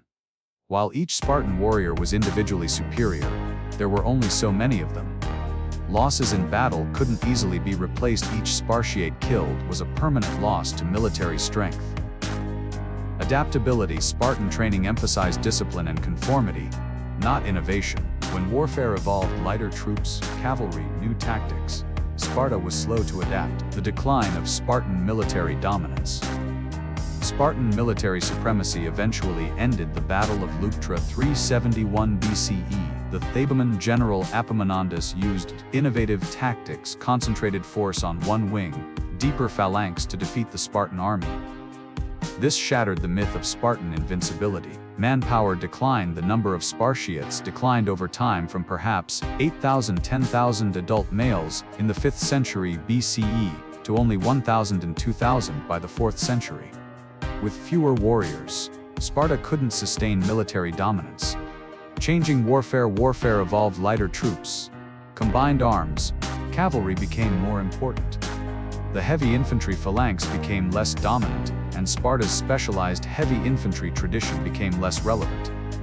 Economic exhaustion, constant warfare, loss of Messenia and its Helot labor, and economic stagnation meant Sparta couldn't maintain its military system. Despite decline, the Spartan military legacy endured. The image of disciplined, fearless warriors has inspired military traditions worldwide. Modern military forces cite Spartan values: discipline, unit cohesion, never leaving wounded behind, fighting to the last man.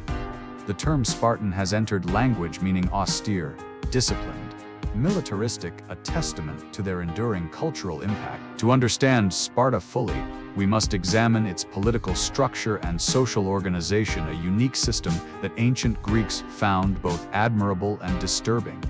Sparta claimed to have been governed by the same constitution for over 600 years, attributing it to a semi-legendary lawgiver named Lycurgus. Whether Lycurgus was a real historical figure or a mythological personification of Spartan traditions is debated, but the Spartan constitution was certainly distinctive and remarkably stable. The dual kingship.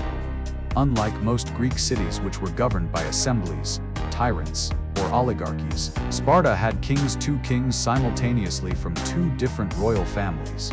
The two royal houses were the Agids and the Eurypontids, each claiming descent from Heracles, Hercules, and the legendary founders of Sparta. Why two kings? Ancient sources suggest this prevented tyranny. Neither king could accumulate absolute power, since each served as a check on the other. It also ensured continuity. If one king died or was incompetent, the other maintained stability. Royal powers were limited. Kings commanded the army in war, usually one at a time, not both simultaneously. After early period, kings had religious duties as chief priests. Kings sat on the Gerousia Council of Elders. Kings had judicial authority in certain cases, particularly involving family law and inheritance. But kings were not absolute rulers. They couldn't make laws, control finance, or govern alone. The other institutions, Gerousia, Ephors, assembly, checked royal power. Kings received privileges, double rations at Sacetia, honor in seating and precedence, land and wealth from royal estates, religious authority and prestige. But kings weren't exempt from law. Kings could be fined, prosecuted, or even deposed if they violated law or failed in their duties. Several Spartan kings were tried and exiled for cowardice or misconduct. The Gerousia Council of Elders. The Gerousia was a council of 30 elders, including the two kings' membership, 28 men over age 60, elected for life, plus the two kings who were members by virtue of their position, regardless of age. Election. When a seat opened through death, candidates were presented to the assembly, which shouted approval. The man receiving the loudest cheers won. A crude but functional election method. Powers. Proposed laws to the assembly. Served as a high court for serious crimes. Advised on foreign policy and war. Could overrule assembly decisions deemed unwise. The requirement that members be over 60 meant the Gerousia was a council of experienced elders, presumably wise and beyond personal ambition. In practice, it was a conservative, aristocratic body resistant to change. The Ephors overseers. The Ephors were 5 annually elected magistrates who wielded enormous power. Election each year. Spartan citizens elected 5 Ephors. Unlike the lifelong Gerousia, Ephors served only 1-year terms and couldn't be re-elected consecutively. Powers supervised the kings, even having power to prosecute or fine them. Controlled foreign policy. Managed finances. Presided over the assembly. Commanded certain military operations. Declared the annual war on Helots. General administrative and judicial authority. The Ephors were the most powerful institution in Sparta day to day. They could challenge even the kings, providing democratic accountability for royal power. The office dated to at least the 8th century BCE and became increasingly powerful over time, eventually overshadowing the kings in many areas. The Apella Assembly. All Spartan citizen Spartiates could participate in the Assembly Apella, membership all male Spartan citizens over age 30. Powers elected Ephors and Gerousia members. Voted on laws proposed by the Gerousia. Decided on war and peace, though in practice, kings and Ephors often made these decisions. But the assembly was not democratic in the Athenian sense. It couldn't propose laws, only approve or reject what the Gerousia proposed.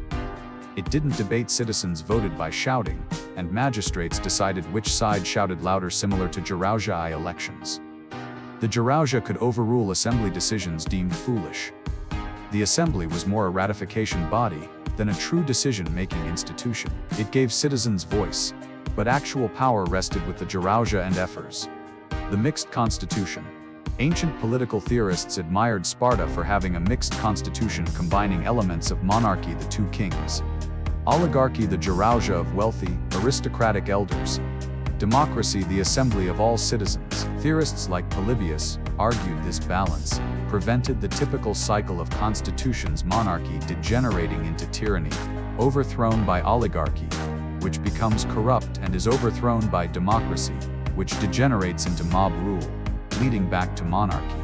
Sparta's stability, maintaining the same basic system for 600+ years, while other Greek cities cycled through constitutions, seemed to prove the mixed constitution's effectiveness. But the stability came at costs: inflexibility, resistance to innovation, and conservative policies that eventually left Sparta unable to adapt to changing circumstances. The social classes. Spartan society was rigidly stratified. Spartiates, full citizens, perhaps 8,000, 10,000 adult males at peak, declining to only 1,000, 2,000 by the 4th century BCE. These were the warrior elite who had completed the Agoge and contributed to a succession. Rights: full political participation, land ownership worked by Helots, military service. Obligations: military training and service, contribution to succession, adherence to Spartan laws and customs. Perioikoi: dwellers around, free residents of Laconia who weren't Spartan citizens. They numbered perhaps 40,000, 60,000. Rights: personal freedom, could own property, engaged in trade and crafts. Obligations: military service, they fought as hoplites in Spartan armies. Taxes to Sparta. Restrictions: no political rights, no participation in government, subject to Spartan authority. The Perioikoi handled commerce and crafts that Spartiates disdained. They manufactured weapons, armor and goods, and engaged in trade. Sparta's economy depended on them, though they received no political power in return. Helots, the enslaved population discussed in detail in Chapter 3. They vastly outnumbered both Spartiates and Perioikoi, perhaps 200,000 or more. Status: enslaved, bound to land, no rights. Obligations: agricultural labor, giving fixed portion of produce to Spartan masters. Treatment: subject to state terror, arbitrary violence, and constant fear. The Spartan equality.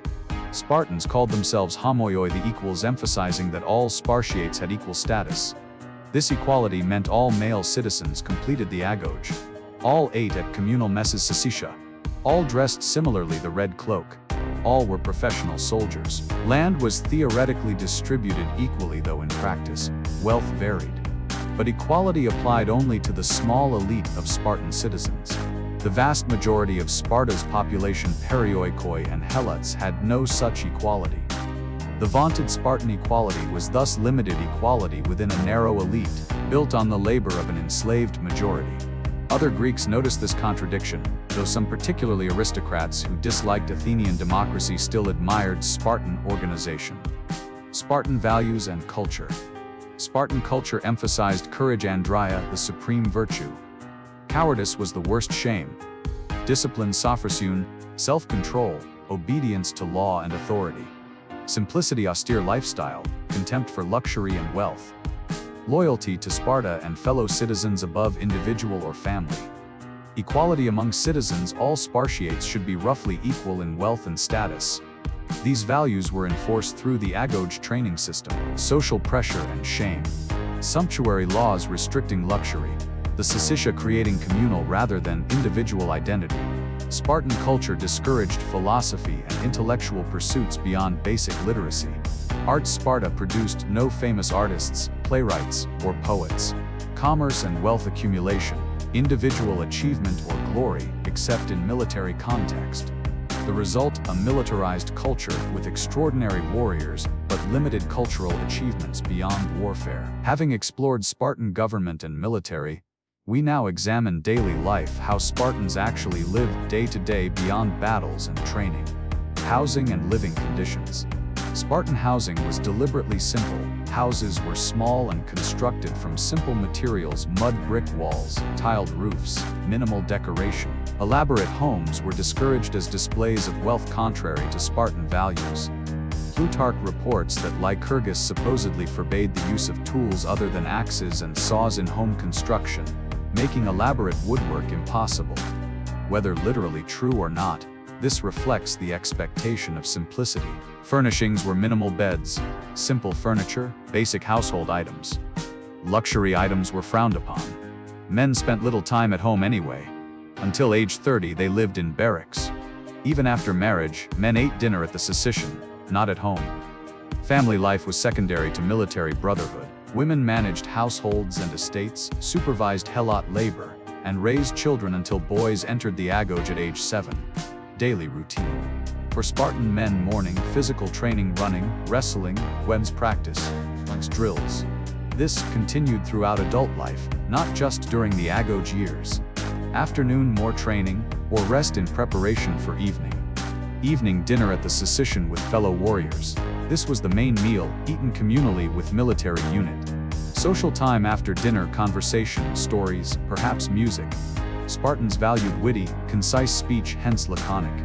The simplicity of this routine: train, eat, sleep, repeat was the point. Spartans didn't have hobbies, business concerns, or intellectual pursuits to distract from military readiness. Food. Spartan diet was famously austere. The Syssitian meals were simple: bread, the famous black broth, blood soup, barley, cheese, figs, and occasionally meat from animal sacrifices or hunts. The black broth was supposedly so unpalatable that when a visitor from Sybaris, a city famous for luxury, tasted it, he declared, "Now I understand why Spartans are not afraid to die," implying death was preferable to eating such food. Overeating was discouraged. Spartans valued physical fitness, and gluttony was seen as lack of self-control. Wine was drunk moderately. Drunkenness was shameful. Recall the practice of forcing Helots to get drunk to show Spartans the degrading effects of intoxication. For women and children, diet was likely better. They weren't restricted to Syssitian meals and could eat at home with more variety. Recreation and leisure. Spartans had limited leisure compared to other Greeks. Hunting was popular and served dual purposes: recreation and military training in tracking, endurance, and weapon use. Physical contests, wrestling, running, and other athletics were both training and entertainment. Music and dance. Spartan religious festivals included choral performances and dances. War songs and paeans were important cultural elements. Religious festivals. Like all Greeks, Spartans celebrated religious festivals honoring gods. These provided breaks from training and opportunities for community gathering. But Spartans didn't engage in theater. Athens's great playwrights had no Spartan equivalents. Philosophical schools, no Spartan Socrates or Plato. Visual arts, no Spartan sculptors or painters of note. Commerce or business left to perioikoi. Spartan leisure was limited and practical recreation that maintained fitness and didn't distract from military preparation. Family life. Spartan family life was unusual by Greek standards. Marriage occurred with the husband in his 30s after finishing active barracks life at 30 and wife in late teens or early 20s. Courtship was minimal. Marriages were often arranged by families or encouraged by the state. The couple established a household, but the husband continued to spend most time with his military unit rather than at home. Childrearing. Mothers raised children until boys entered the Agoge at 7. Daughters remained at home, learning from mothers and participating in girls' physical training and education. Fathers had limited involvement in young children's lives. They were away training or campaigning, and when home, Their primary loyalty was to their military unit. Emotions were controlled. Excessive affection or grief was seen as weakness. The ideal Spartan showed stoic self-control even in personal matters. Religion. Spartan religion followed general Greek patterns with some distinctive elements. Gods. Spartans worshipped the standard Greek pantheons: Zeus, Apollo, Athena, Artemis, etc. Temples and shrines. Sparta had temples to various gods, though less elaborate than in wealthier cities like Athens. Festivals. Religious festivals punctuated the year. Some, like the Krypteia honoring Apollo, restricted military activity. Military deities. Spartans particularly honored martial gods and heroes: Ares, god of war; Artemis or Thea, a warlike form of Artemis; and Heracles. The Dioscuri, Castor and Pollux, twin divine heroes, were especially important to Sparta, seen as protectors of the city. Human sacrifice. At least in archaic period, there's evidence of ritual flogging of boys at Artemis or Thea's altar, sometimes to death. By the classical period, this may have become ritualized rather than fatal, but it shows Spartan religion's harsh elements. Oracles. Like other Greeks, Spartans consulted oracles, particularly Apollo's oracle at Delphi before major decisions. Omens. Before battle, Spartans took omens very seriously. Unfavorable omens could delay or cancel military operations, even at strategic cost.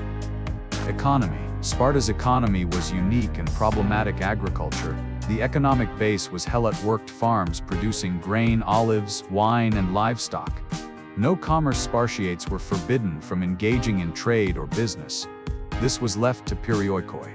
No coinage. Sparta famously used iron bars instead of coins as currency, at least officially, making accumulation of wealth difficult and trade with other cities impractical. The purpose: preventing wealth accumulation that could create inequality among citizens or distract from military training. But this created problems. Sparta couldn't leverage economic power in international affairs. Trade was limited, restricting access to goods and resources. The system depended entirely on Helot labor, creating vulnerability when that labor was lost. After Messenia's liberation in 369 BCE, Spartan women managed estates and Helot labor, giving them economic power unusual in Greek society. Some women accumulated substantial wealth, particularly through inheritance. Clothing. Spartan clothing was simple and distinctive. Men, the famous red cloak or crimson cloak over a simple tunic. In training and exercise, men often wore minimal clothing or went naked, typical in Greek athletics. Women simple tunics and cloaks. Unlike Athenian women who wore elaborate drapery, Spartan women dressed for physical activity. The short tunics Spartan women wore exposing thighs during exercise scandalized other Greeks, who considered this immodest. Spartans saw it as practical for athletic training. Long hair for men was traditional and maintained as a mark of Spartan identity. Simplicity was the rule: no elaborate jewelry, fancy dyes, or luxury fabrics. Such things were seen as effeminate and contrary to Spartan values. Social life. Spartan social life centered on the syssitia. The common meals were where men spent evenings, ate together, shared stories, and reinforced military culture and values. Conversation at syssitia was supposed to be witty but brief. Spartans valued laconic speech. Long philosophical discussions beloved by Athenians were seen as frivolous. Stories of military exploits, Spartan heroes, and moral lessons were appropriate topics. Boasting about personal achievements was discouraged. The group mattered more than the individual. Education of younger members occurred through these conversations. Boys and young men learned Spartan values by listening to elders. Women had their own social networks. They participated in religious festivals and ceremonies. They managed estates and would interact with other women in similar positions. They had more public presence than Athenian women, who were largely confined to domestic spaces.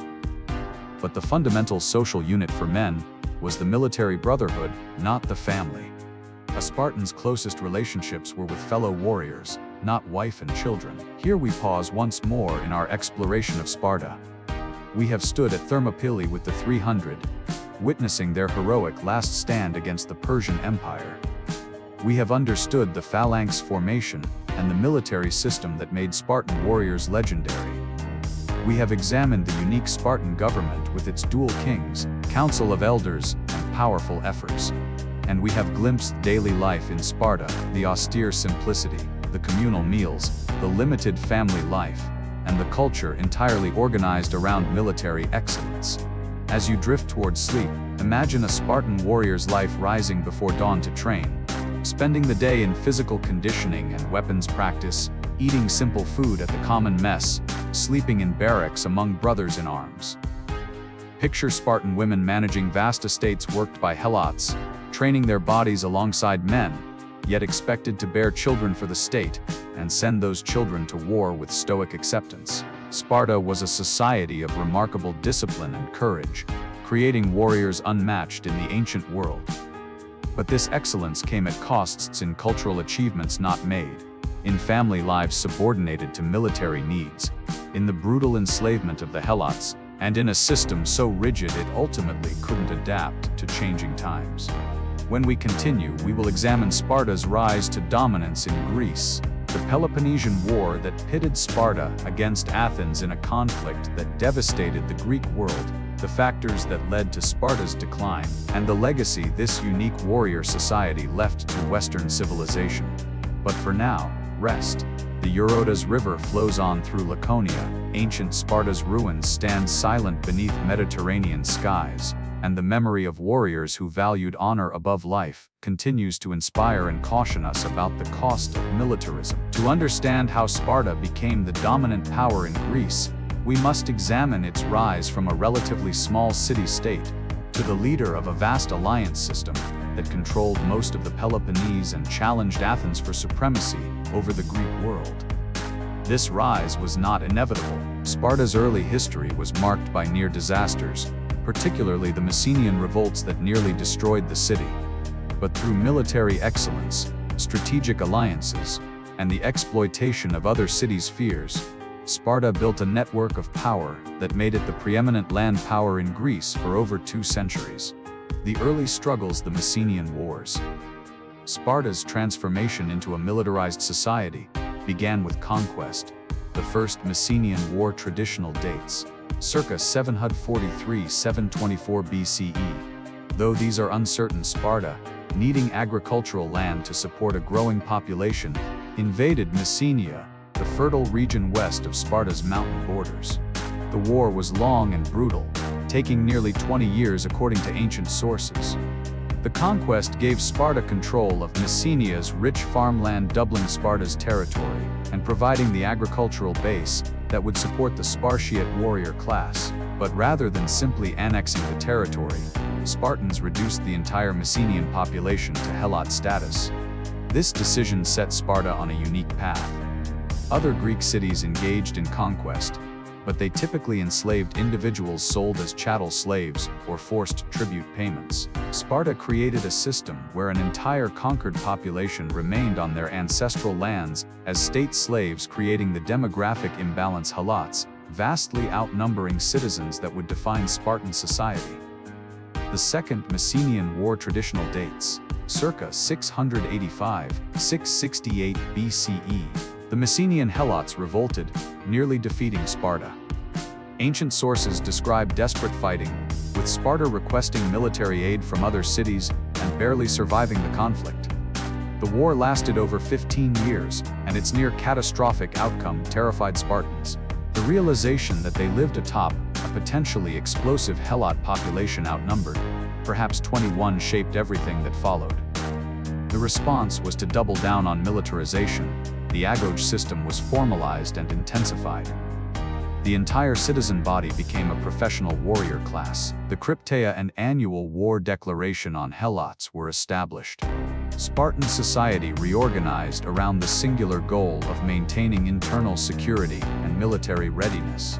From this trauma came the Sparta we know, not a choice born of martial idealism, but a desperate response to an existential threat from within. Building the Peloponnesian League. Having secured Messenia by the mid-7th century BCE, Sparta began expanding influence through alliance rather than direct conquest, the system that emerged, which modern historians call the Peloponnesian League. Though ancient sources don't use this exact term, was based on bilateral treaties between Sparta and individual cities. The structure: each allied city signed a separate treaty with Sparta. Allies agreed to have the same friends and enemies as Sparta. Allies provided military contingents when Sparta called. In exchange, Sparta guaranteed protection against external threats and internal revolutions. This was not a democracy of equals. Sparta dominated the league through military superiority. Allied cities had some voice in league decisions, but Sparta made the critical choices. Why did cities join? Fear of threats. Many smaller cities faced dangers from larger neighbors or internal class conflicts.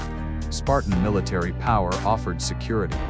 Ideological alignment. Many aristocratic factions in Greek cities admired Sparta's oligarchic stability and feared democracy, which threatened aristocratic privilege. Alliance with Sparta supported conservative political orders. No alternative. Athens's Delian League formed later, after the Persian Wars, offered an alternative alliance structure. But before Athens's rise, Sparta was the only major power offering reliable military protection. The member cities eventually included Corinth, major commercial city and naval power; Elis, controlling Olympia and the Olympic Games; Tegea, Mantinea, and other Arcadian cities; Messene. After Sparta lost control and Messene was refounded in 369 BCE, ironically. Many smaller Peloponnesian communities. Argos, Sparta's traditional rival in the northern Peloponnese, remained outside the league and frequently opposed Sparta. The league's military power. The Peloponnesian League gave Sparta formidable military capability. Combined forces. When the league mobilized fully, it could field tens of thousands of hoplites, far more than Sparta alone could muster. Spartan command. Spartan kings or generals commanded league forces in battle, ensuring Spartan tactical superiority was applied to larger armies. Strategic depth. The league gave Sparta allies across the Peloponnese, creating strategic depth and preventing enemies from easily threatening Spartan territory. But the league had limitations. Allies weren't always reliable. Some allied cities resented Spartan dominance and provided troops reluctantly, or tried to maintain neutrality in conflicts that didn't directly threaten them. No navy. The Peloponnesian League was primarily a land-based alliance. Only Corinth had a significant navy. This would prove critical in conflicts with Athens, which dominated at sea. Limited reach. The league's power was concentrated in the Peloponnese. Sparta's ability to project power beyond this region was limited. Conservative foreign policy. Sparta was generally cautious about foreign adventures, fearing Helot revolts if too many warriors were absent from Sparta for too long. Sparta's role as defender of Greek freedom. By the late 6th century BCE, Sparta had acquired a reputation as the preeminent military power and defender of traditional Greek values. Opposition to tyranny. Sparta intervened in several cities to overthrow tyrants, autocratic rulers who had seized power, often with popular support. This built Sparta's reputation as a defender of freedom, though Sparta's version of freedom meant aristocratic/oligarchic rule, not democracy. Military prestige. Spartan warriors were recognized as the best in Greece. This prestige gave Sparta diplomatic weight. Other cities took Spartan positions seriously because they feared Spartan military power. The arbiter role. Greek cities sometimes asked Sparta to mediate disputes or provide leadership in collective endeavors. The Persian Wars. Sparta's finest hour. When Persia invaded Greece 490 and 480–479 BCE, Sparta played a crucial role in Greek defense. Marathon 490 BCE. Sparta promised to send forces to aid Athens, but arrived after the battle, held up by religious obligations. Athens won without Spartan help, but the incident showed both Sparta's military reputation and its limitations. Religious restrictions preventing rapid deployment. Thermopylae 4080 BCE. As we've explored in detail, King Leonidas and the 300 made their legendary stand, buying time for Greece at the cost of their lives. Plataea 479 BCE. The Spartan army under Pausanias regent for the young king commanded the combined Greek forces that defeated the Persian army in a decisive land battle. This was Sparta's greatest military victory, the moment when Spartan hoplites proved their superiority in a major engagement against the largest army Persia could field in Greece. The naval victory at Mycale, also 479 BCE, was primarily Athenian and allied, not Spartan, but it completed the liberation of Greece from Persian threat. The aftermath of the Persian Wars saw Greece divided between two alliance systems, the Delian League led by Athens, originally formed to continue the war against Persia, liberating Greek cities in Asia Minor, and the Aegean. Athens's naval power made it the natural leader of this alliance, which included most island and coastal cities. The Peloponnesian League, led by Sparta, remained the dominant land-based alliance, controlling most of the Peloponnese. For about 30 years, 479–431 BCE, the two systems coexisted, sometimes cooperating, sometimes in tension. But the fundamental conflict between Athens's democratic, commercial, naval power and Sparta's oligarchic, agricultural, land-based power would eventually lead to catastrophic war. Sparta's hegemony, the nature of Spartan leadership. At its peak mid-5th century BCE, Sparta exercised hegemony leadership/dominance over much of Greece. Prestige. Sparta was universally recognized as having the best army. This gave Sparta authority even without constant use of force. Alliance network. The Peloponnesian League provided military muscle and political support. Ideological leadership. Sparta represented conservative, oligarchic values that aristocrats throughout Greece admired. But Spartan hegemony differed from Athenian. Sparta allowed allies more autonomy as long as they provided military support and maintained friendly governments. Sparta didn't extract tribute or interfere in internal affairs extensively. Athens, as the Delian League evolved into Athenian Empire, increasingly controlled allied cities, extracted tribute, interfered in local politics, and moved allied treasuries to Athens. This difference reflected both Spartan ideals: autonomy, military alliance without economic exploitation, and practical limitations. Sparta lacked the administrative capacity and interest to directly rule distant territories. Internal contradictions. Even at its peak, Sparta's power rested on contradictions: military excellence with numerical weakness. Sparta had the best 8 warriors, but relatively few of them. The Spartiate population was small and declining. Defender of freedom built on slavery, Sparta claimed to defend Greek liberty, while maintaining the Helot system, the most extensive slavery in Greece. Conservative stability with internal danger. Sparta's system was stable among citizens, but constantly threatened by Helot revolt. Alliance leadership without economic resources. Sparta led a powerful alliance, but had limited wealth compared to Athens to reward allies or fund extended military operations.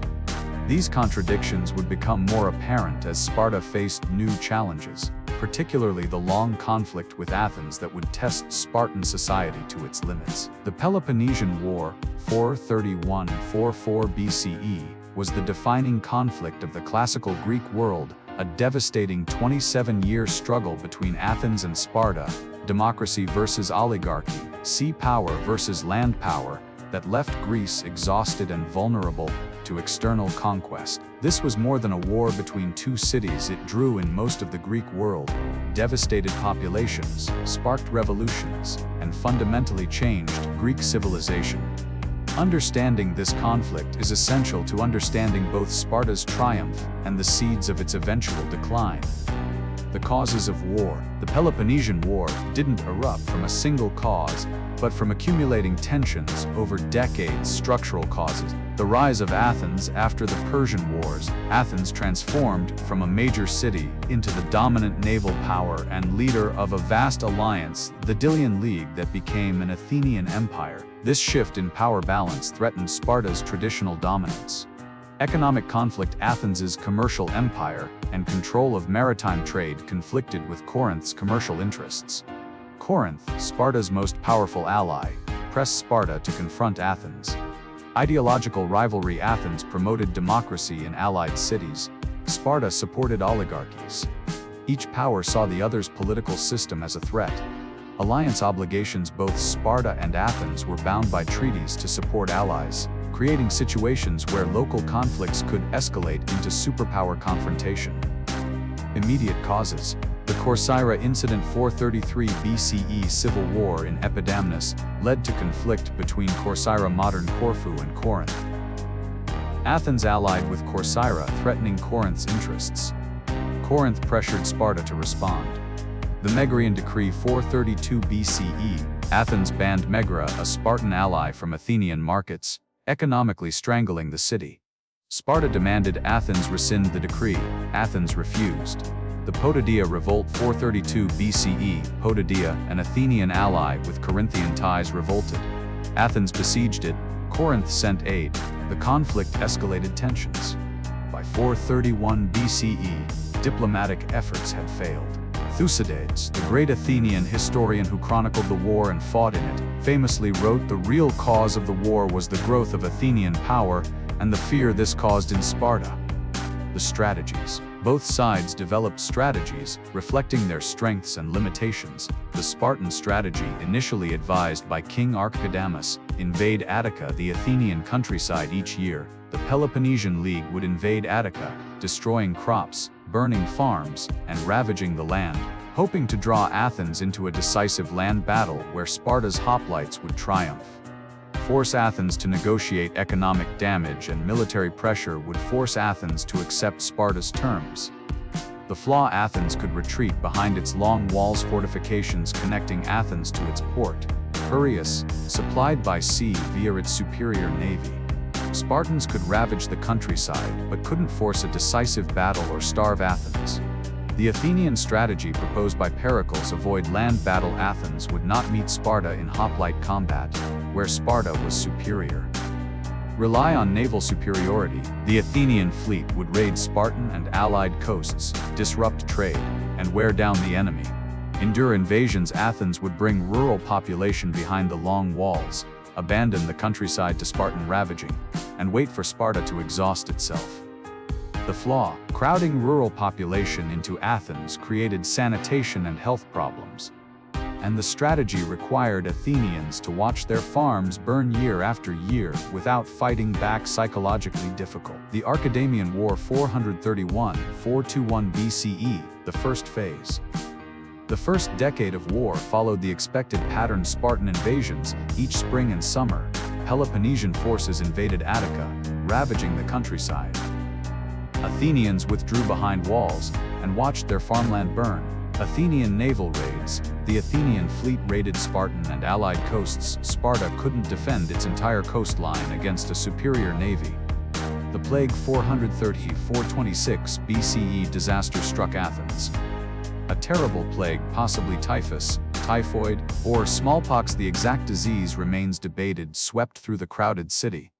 Perhaps 1/4 of Athens's population died, including Pericles, Athens's greatest leader. The psychological impact: the plague shattered Athenian morale. Thucydides, who survived the plague, described social breakdown, traditional burial rites abandoned, lawlessness, and despair. Sparta's opportunity with Athens weakened. Sparta seemed positioned to win. But Sparta couldn't exploit the advantage. The plague prevented Sparta from approaching Athens for fear of contagion, and Athens's navy remained powerful. Pylos and Sphacteria 425 BCE. Athenians fortified Pylos on Sparta's own coast, threatening Messenia and potentially inciting Helot revolt. When Spartans tried to recapture it, Athenian forces trapped a Spartan garrison, including 120 Spartiates, on the island of Sphacteria. The surrender: facing starvation, the Spartan garrison surrendered, shocking the Greek world. Spartans supposedly never surrendered; they fought to the death. This surrender revealed that even Spartans valued life over death, when the alternative was starvation with no possibility of victory. Athens held the Spartiate prisoners hostage, threatening to execute them if Sparta invaded Attica, giving Athens leverage. Brasidas' campaigns 424-422 BCE. The brilliant Spartan general Brasidas led forces to northern Greece, Chalcidice, and Thrace, where he captured several Athenian allied cities, including the strategically important Amphipolis. Brasidas was unusual for a Spartan: charismatic, a skilled diplomat, willing to promise freedom to Helots who fought with him, creating the Neo-Damodes class. He combined Spartan military excellence with political savvy. Both Brasidas and the Athenian general Cleon died at the Battle of Amphipolis 422 BCE. Their deaths removed two war hawks, creating an opening for peace. The Peace of Nicias 421 BCE. Athens and Sparta agreed to a 50-year peace treaty. Prisoners would be exchanged, captured cities returned, and both sides would return to pre-war status. But the peace was unstable. Many allies, particularly Corinth, refused to accept terms, and within a few years, fighting resumed through proxies. The Sicilian expedition 413 BCE. Athens' catastrophe. In 415 BCE, Athens launched an expedition to conquer Sicily, particularly Syracuse, the largest Greek city in Sicily. This was an enormous gamble, sending a huge fleet and army far from home to fight a major power in distant waters. The strategic logic: Sicily had wealth and resources that could fund Athens' war effort. Syracuse was allied with Sparta and supported anti-Athenian forces. Success would make Athens dominant in both the Aegean and Western Mediterranean. But the expedition was disaster. Initial success: Athenians besieged Syracuse and nearly captured it. Spartan intervention: Sparta sent the general Gylippus with forces to aid Syracuse. His arrival turned the tide. Athenian reinforcements: Athens sent more ships and soldiers, committing even more resources. The catastrophe 413 BCE. The Athenian fleet was destroyed in Syracuse's harbor. The Athenian army tried to retreat overland but was surrounded and captured. Thousands of Athenians were killed or enslaved in Syracuse's stone quarries, where they died of exposure, hunger, and disease. Generals executed: the Athenian generals, including Nicias, were executed by Syracusans. The impact: Athens lost perhaps 200 ships and 40,000 men, an entire generation of soldiers, and a huge portion of its fleet. This was a catastrophic blow from which Athens never fully recovered. The Ionian/Decelean War 413-404 BCE. The final phase.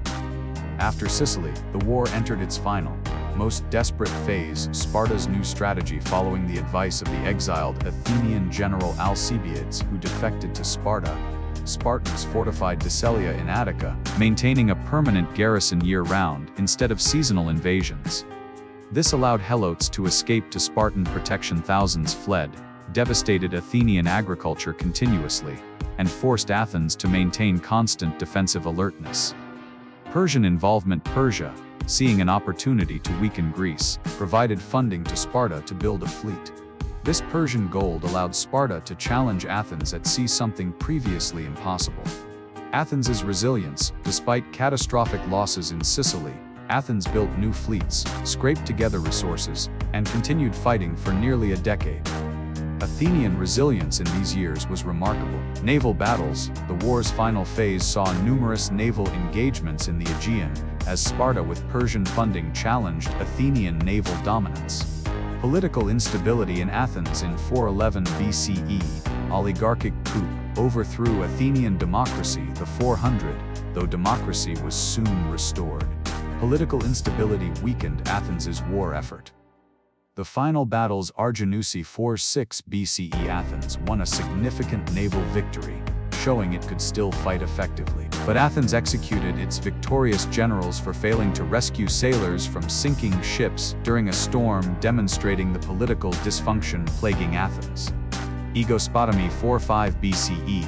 The Spartan general Lysander caught the Athenian fleet beached and unprepared in the Hellespont. In a surprise attack, Spartans captured or destroyed virtually the entire Athenian fleet, over 170 ships. Athens lost its navy in a single afternoon. With no navy, Athens couldn't import grain. Most came from the Black Sea via the Hellespont. Sparta besieged Athens by land and sea, starving the city. The surrender 4-4 BCE. After months of siege and starvation, Athens surrendered the terms: the long walls demolished. The Athenian fleet reduced to 12 ships. Athens forced to become Sparta's ally. Democracy overthrown, replaced by oligarchic government, the 30 tyrants. Sparta had won after 27 years of war. Athens was defeated, its empire dissolved, and Sparta stood as the dominant power in Greece. The cost of victory. But victory came at tremendous cost. Greek world, devastated. Decades of war had killed perhaps hundreds of thousands, destroyed cities, ruined economies, and left the Greek world exhausted. Sparta itself weakened. Constant warfare had killed many Spartiates, and each loss was permanent. Spartiates couldn't be easily replaced. The Spartiate population, already small, had declined significantly. Moral degradation. The war had brutalized Greek society. Thucydides described atrocities, massacres, and betrayals that violated traditional Greek norms. Sparta itself committed acts like executing prisoners, occupying cities with garrisons that contradicted its ideology of defending freedom. Persian influence. Sparta's victory was achieved with Persian gold. The war's greatest beneficiary was Persia, which had weakened both major Greek powers and gained influence in the Aegean. Sparta's victory proved hollow. Greece was weakened. Sparta couldn't effectively govern an empire, and within decades, Sparta itself would face defeat and decline. Sparta's triumph in the Peloponnesian War marked the peak of its power. Within a single generation, Sparta would suffer catastrophic military defeat, lose Messenia and half its agricultural base, and begin an irreversible decline from which it would never recover. Understanding Sparta's decline reveals the internal contradictions and structural problems that had always existed but became fatal when Sparta faced new challenges. The demographic crisis. The shrinking Spartiate class. Perhaps the most fundamental problem facing Sparta was the decline in the number of full Spartiates. In the early 5th century BCE, around the time of the Persian Wars, Sparta fielded approximately 8,000–10,000 adult male Spartiates for military service. By 371 BCE, the Battle of Leuctra, this number had fallen to perhaps 1,015–100 Spartiates capable of fighting. This catastrophic decline, a loss of 80–85% over about a century, destroyed Sparta's military power. With so few citizens, Sparta couldn't field large armies or sustain casualties. Why did the population decline? War casualties. The Peloponnesian War and subsequent conflicts killed many Spartiates. Unlike other cities where losses could be replaced from a broader population, Spartiate status was restricted. You had to be born to Spartan parents, complete the Agoge, and contribute to a succession. Dead Spartiates couldn't be replaced. Economic inequality. Despite Sparta's ideology of equality, wealth became increasingly concentrated. Some Spartans became wealthy, often through inheritance, via women who could own property, while others became impoverished. Loss of citizenship. A Spartiate who couldn't afford to contribute to his succession lost citizenship status, becoming a lesser or hypomaean. As economic inequality increased, more Spartans fell into poverty and lost citizenship.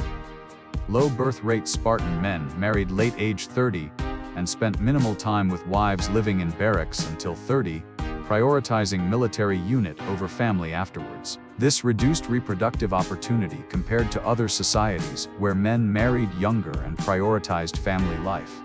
Earthquake of 464 BCE, a massive earthquake destroyed much of Sparta, reportedly killing thousands of citizens. This single disaster significantly impacted the citizen population. Exclusive citizenship. Sparta didn't grant citizenship to outsiders, unlike Athens, which periodically naturalized foreigners and freed slaves. The citizen body couldn't be replenished from external sources. The result, a military system designed for a large citizen warrior class, was collapsing as that class shrank. Military adaptations and contradictions. As Spartiate numbers declined, Sparta made adaptations that contradicted traditional values. Using non-citizens, perioikoi had always fought in Spartan armies, but now they became proportionally larger parts of the force. Freed Helots, neo-demodies, also fought in increasing numbers. Hiring mercenaries. Sparta began hiring foreign mercenaries, something previously unthinkable for a city that prided itself on citizen warriors. Smaller armies. Sparta could field smaller armies overall, limiting its military effectiveness. These adaptations solved immediate problems but weakened Sparta's unique system. If armies consisted mostly of non-Spartiates, what made Sparta special? If mercenaries were hired, how was Sparta different from other cities? The Spartan Empire. Failure of governance.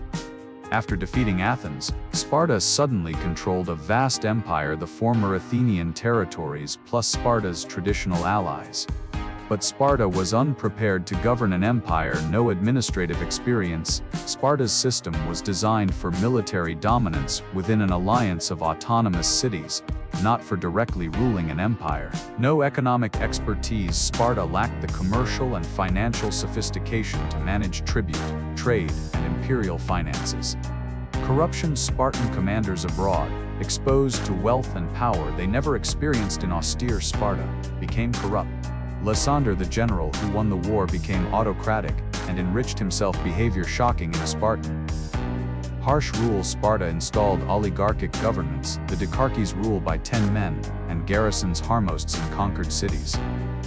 These were often brutal and corrupt, creating resentment. The famous general Lysander exemplified the problem.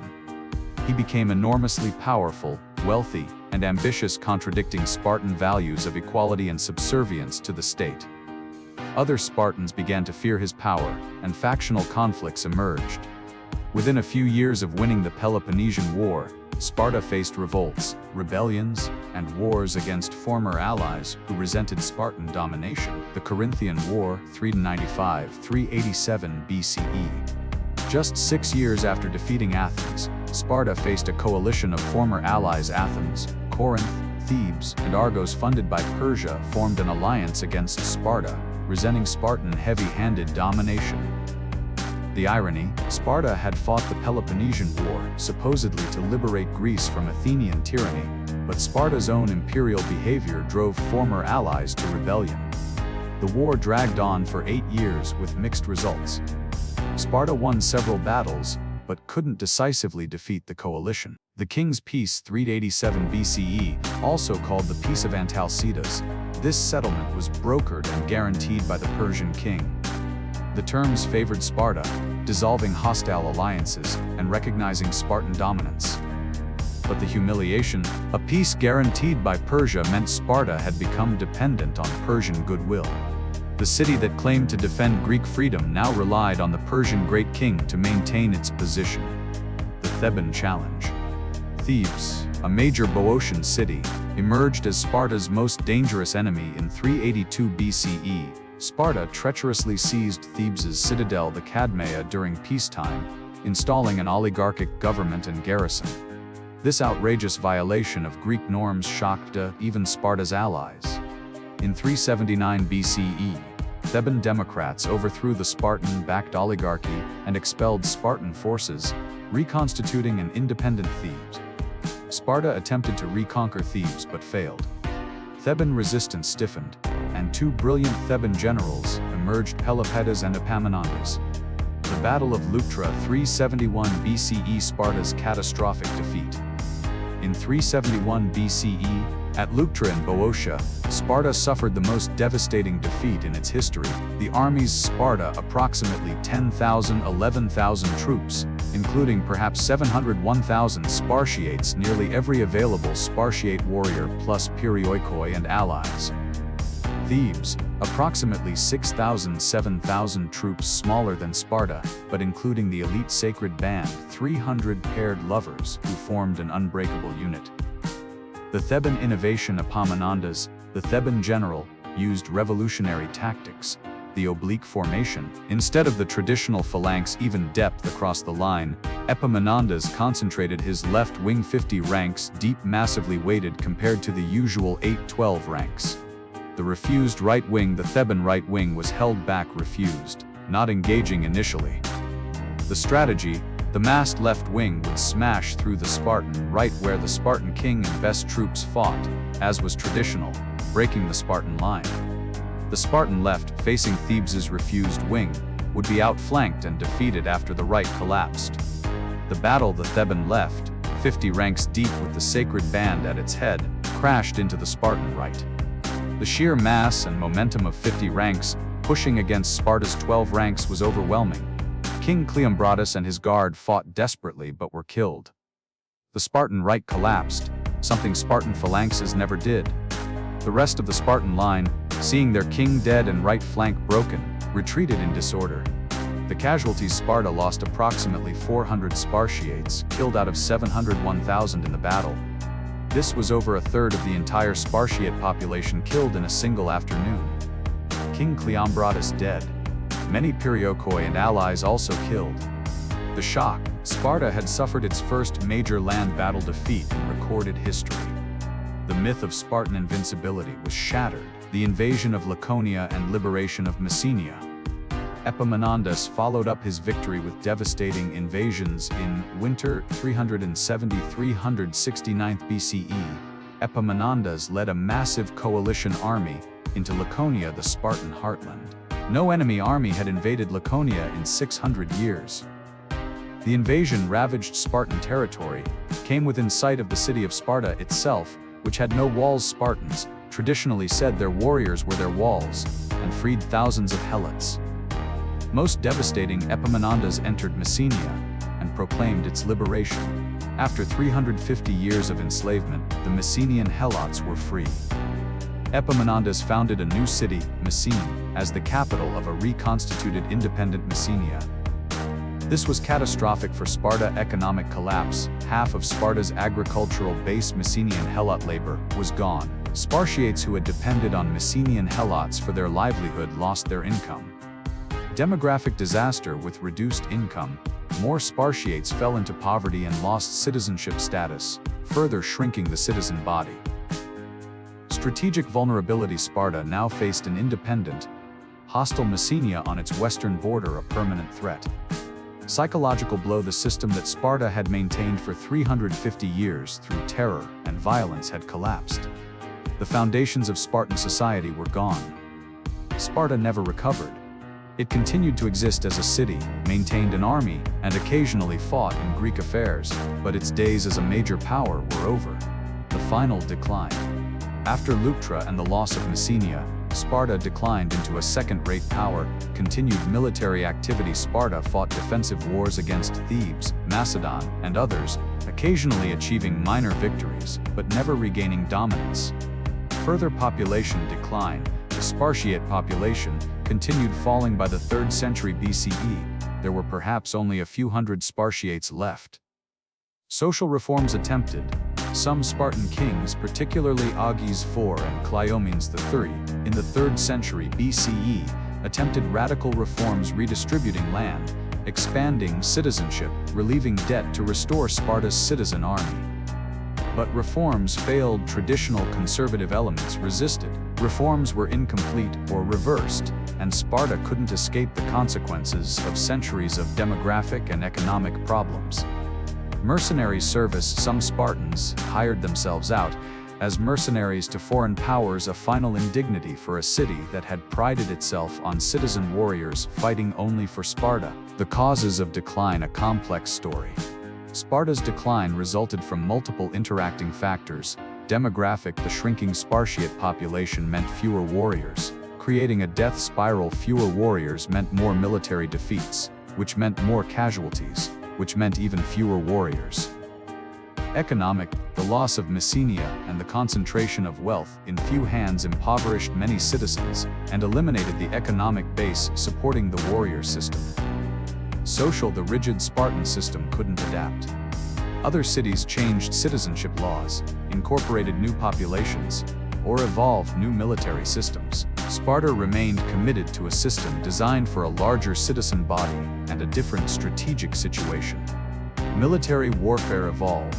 The Phalanx was challenged by combined arms, mixing heavy infantry with cavalry, light troops, etc. And pure heavy infantry tactics became less dominant. Sparta's specialized hoplite system became obsolete. Moral: Sparta's victory in the Peloponnesian War exposed Spartans to wealth, power, and luxury they'd never known.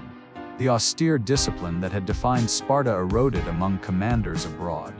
Strategic: Sparta never developed a viable imperial system or naval capability. When forced to govern an empire, Sparta failed. When faced with naval powers, Sparta had to rely on allies or Persian support. The society that had seemed invincible proved fragile. The system designed for stability proved inflexible. The warrior culture that dominated Greece for 2 centuries couldn't sustain itself once its narrow demographic and economic base eroded. As Sparta declined from major power to minor player in Greek politics, a new force was rising in the West Rome. Sparta's final centuries as an independent city, its eventual absorption into the Roman world, and its transformation from warrior state to tourist curiosity provide a melancholy epilogue to its glory days. The Hellenistic period, Sparta in a changing world. After Alexander the Great conquered the Persian Empire, 334–323 BCE, and died young, the Greek world entered the Hellenistic period, an era of large kingdoms, ruled by Alexander's successors, the Diadochi. Sparta played little role in Alexander's conquests or the subsequent wars among his successors. The city was too weak, too isolated, and too committed to its outdated systems to participate effectively in the dynamic, cosmopolitan Hellenistic world. The Hellenistic kingdoms, Ptolemaic Egypt, Seleucid Syria, Antigonid Macedon, were absolute monarchies with professional armies, Greek-speaking elite cultures, massive resources, and international trade networks. They represented everything Sparta wasn't: wealthy, culturally sophisticated, administratively complex, and flexible. Sparta seemed like a museum piece, a relic of the classical past, maintaining traditions from a bygone era while the world moved on. The failed reforms Agoges IV and Cleomenes III. In the mid-3rd century BCE, two Spartan kings attempted radical reforms to restore Sparta's power. Agoges IV reigned 244–241 BCE. Agoges proposed revolutionary changes: cancel all debts, helping impoverished Spartiates who had lost land to creditors; redistribute land more equally; expand citizenship to create more Spartiates; restore traditional Spartan discipline and training. The goal: recreate the citizen army by increasing the number of Spartiates and returning to the values that had made Sparta great. But the reforms failed. Wealthy Spartans, who would lose their privileged positions, resisted. Political opponents accused Agoges of tyranny. After initially implementing some reforms, Agoges was overthrown and executed, murdered by the Ephors. Cleomenes III reigned 235–222 BCE. Learning from Agoges' failure, Cleomenes used more forceful methods: military coup. After achieving military success against Macedon and the Achaean League, Cleomenes returned to Sparta and forcibly overthrew the Ephors, killing 4 of them. He assumed near absolute power. Radical reforms abolished the Ephorate, the institution that had opposed Agoges, redistributed land, expanded citizenship to 4,000 new Spartiates, including Perioikoi and promising Helots, revived traditional Spartan education and training, reformed the army along modern Hellenistic lines while maintaining Spartan discipline. Initial success with a larger army and revitalized system, Cleomenes defeated several enemies and seemed to be restoring Sparta's power. But ultimate failure: Macedon intervened, supporting Sparta's enemies. At the Battle of Silesia 222 BCE, Macedonian and allied forces decisively defeated Sparta. Cleomenes fled to Egypt, hoping for Ptolemaic support. When support didn't materialize, he attempted a coup in Alexandria and was killed. The reforms died with Cleomenes. Macedon imposed a garrison on Sparta and restored a more compliant government. The Roman conquest.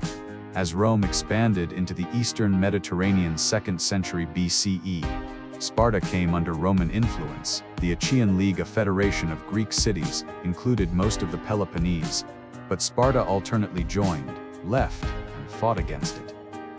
When Rome intervened in Greek affairs, defeating Macedon in 197 and 168 BCE, Sparta sought Roman patronage to protect against the Achaean League. In 146 BCE, after the Achaean League rebelled against Rome, Romans destroyed Corinth and dissolved the league. Sparta, having stayed loyal to Rome, was rewarded with autonomy and territory. But this freedom was hollow. Sparta was now a small client state of Rome, maintaining theoretical independence while being effectively controlled by Roman power. Sparta in the Roman Empire. When Rome transformed from republic to empire late 1st century BCE, Sparta became fully integrated into the Roman world under Augustus, first Roman emperor, 27 BCE 14 CE, Greece was organized as the province of Achaea. Sparta, like other Greek cities, was subject to Roman governors. But Rome allowed Sparta to maintain some distinctive features. Traditional Spartan magistracies, Ephors, kings in nominal sense, continued, though with limited real power. Spartan education system Agoge was preserved in modified form. Spartan temples and religious practices continued. Sparta became a tourist attraction. Wealthy Romans visited Sparta to see the famous warrior society they'd read about. They watched Spartan youths undergo ritual flogging at Artemis Orthia's altar, formerly a potentially deadly rite, now a performance for tourists. Roman writers Plutarch, Pausanias described Spartan customs and history, preserving accounts that are our primary sources today. The Agoge continued, but as a demonstration for tourists and a nostalgic revival, rather than a functional military training system. The warrior society had become a museum exhibit. The Spartans themselves played up their historical reputation, maintaining traditions often exaggerated or reinvented to appeal to Roman tourists and benefactors. Sparta under later Roman Empire. As the Roman Empire progressed through the imperial period, 1st–3rd centuries CE, Sparta continued as a small city in Greece. Economic life: Sparta survived on agriculture, some craft production, and tourism. The famous Spartan purple dye from murex shells was a local industry. Population: Sparta's population was small compared to its classical period, perhaps 15,000–20,000 people in the Roman period, versus perhaps 40,000–50,000 at its peak, including Spartiates, Perioikoi, and Helots in the city and immediate vicinity. Cultural identity: Spartans maintained pride in their heritage, but the reality was that they were provincials in a vast empire, distinguished only by their famous past. Architecture: some building occurred temples, administrative structures, the theater, but nothing comparable to the monumental construction in more prosperous Roman cities. When Christianity spread through the Roman Empire, 3rd–4th centuries CE, Sparta gradually converted like the rest of Greece. Temples to the old gods were closed or converted to churches. The warrior culture's pagan religious foundation was replaced by Christian theology, emphasizing peace and humility, values antithetical to traditional Spartan militarism. The Byzantine period. After the Roman Empire split 395 CE, Sparta became part of the Eastern Roman Byzantine Empire. During the Byzantine period, 395–1204 CE in Greece, Sparta continued as a small provincial town, primarily known for its ancient ruins and historical reputation. Barbarian invasions and Slavic migrations in the 6th–7th centuries CE disrupted Greece. Sparta may have been briefly abandoned or severely reduced, though evidence is limited. The city that re-emerged was small, Christian, and oriented toward Constantinople, not Athens or the Peloponnese. The Byzantine Sparta bore little resemblance to the ancient warrior state. Medieval and modern Sparta. In 1249 CE, Frankish crusaders from the Fourth Crusade and its aftermath built a fortress at Mistras, near ancient Sparta. Mistras became an important Byzantine center, while ancient Sparta was largely abandoned. Modern Sparta, Sparti in Greek, was founded in 1834, after Greek independence from the Ottoman Empire. It was built near the site of ancient Sparta as the capital of Laconia, but it's a completely modern city with no physical continuity with the ancient city. Today, visitors can see the ancient ruins of Sparta, scattered remains of temples, the theater, and other structures, but far less is preserved than at Athens, Corinth, or other Greek sites, because Sparta built relatively little monumental architecture focusing on military prowess, not cultural monuments. The city was built primarily with mud brick and wood rather than stone. Later Byzantine and medieval builders reused ancient materials. The ancient city was never buried and protected like Pompeii. It was gradually cannibalized, and its remains dispersed. The physical legacy. What remains of ancient Sparta? Archaeological sites: the sanctuary of Artemis Orthia where ritual floggings occurred. Remains of the theater, Roman period. Temple ruins and scattered architectural fragments. The Acropolis with scattered remains. Museum collections. The Archaeological Museum of Sparta houses artifacts, pottery, bronze work, inscriptions, and sculptures providing material evidence of Spartan culture. Mistras.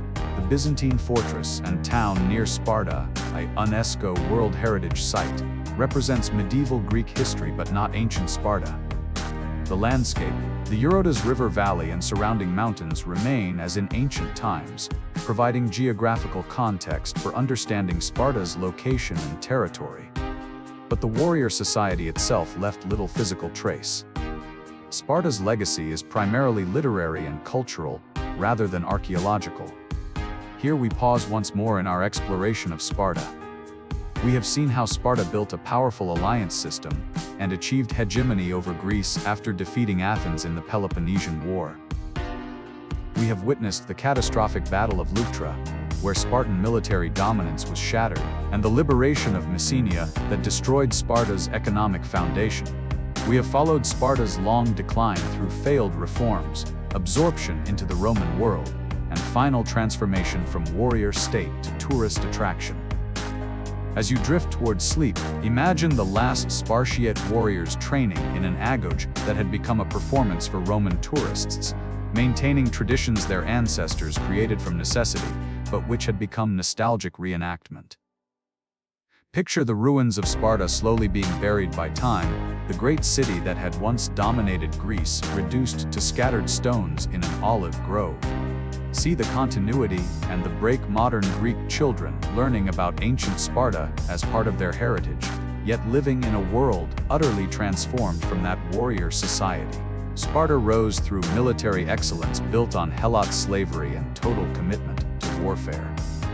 It dominated Greece for centuries through superior training, unmatched discipline, and the courage to fight to the death.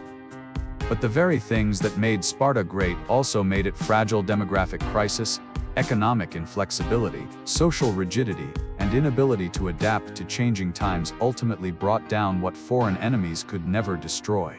When we conclude, we will reflect on Sparta's legacy, how a society that existed for perhaps 700 years as a distinct warrior culture has influenced military traditions, political thought, popular culture, and our understanding of what humans can achieve through discipline and sacrifice, while also teaching us about the costs of militarism and the fragility of systems that cannot adapt. But for now, rest. The Eurotas River flows on through Laconia.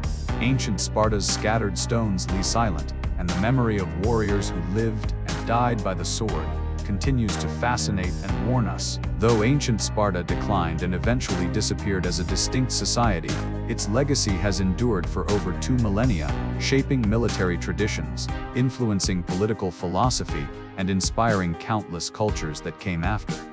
Understanding this legacy, how Sparta was remembered, interpreted, and adapted across different eras reveals as much about those who admired or criticized Sparta as it does about Sparta itself.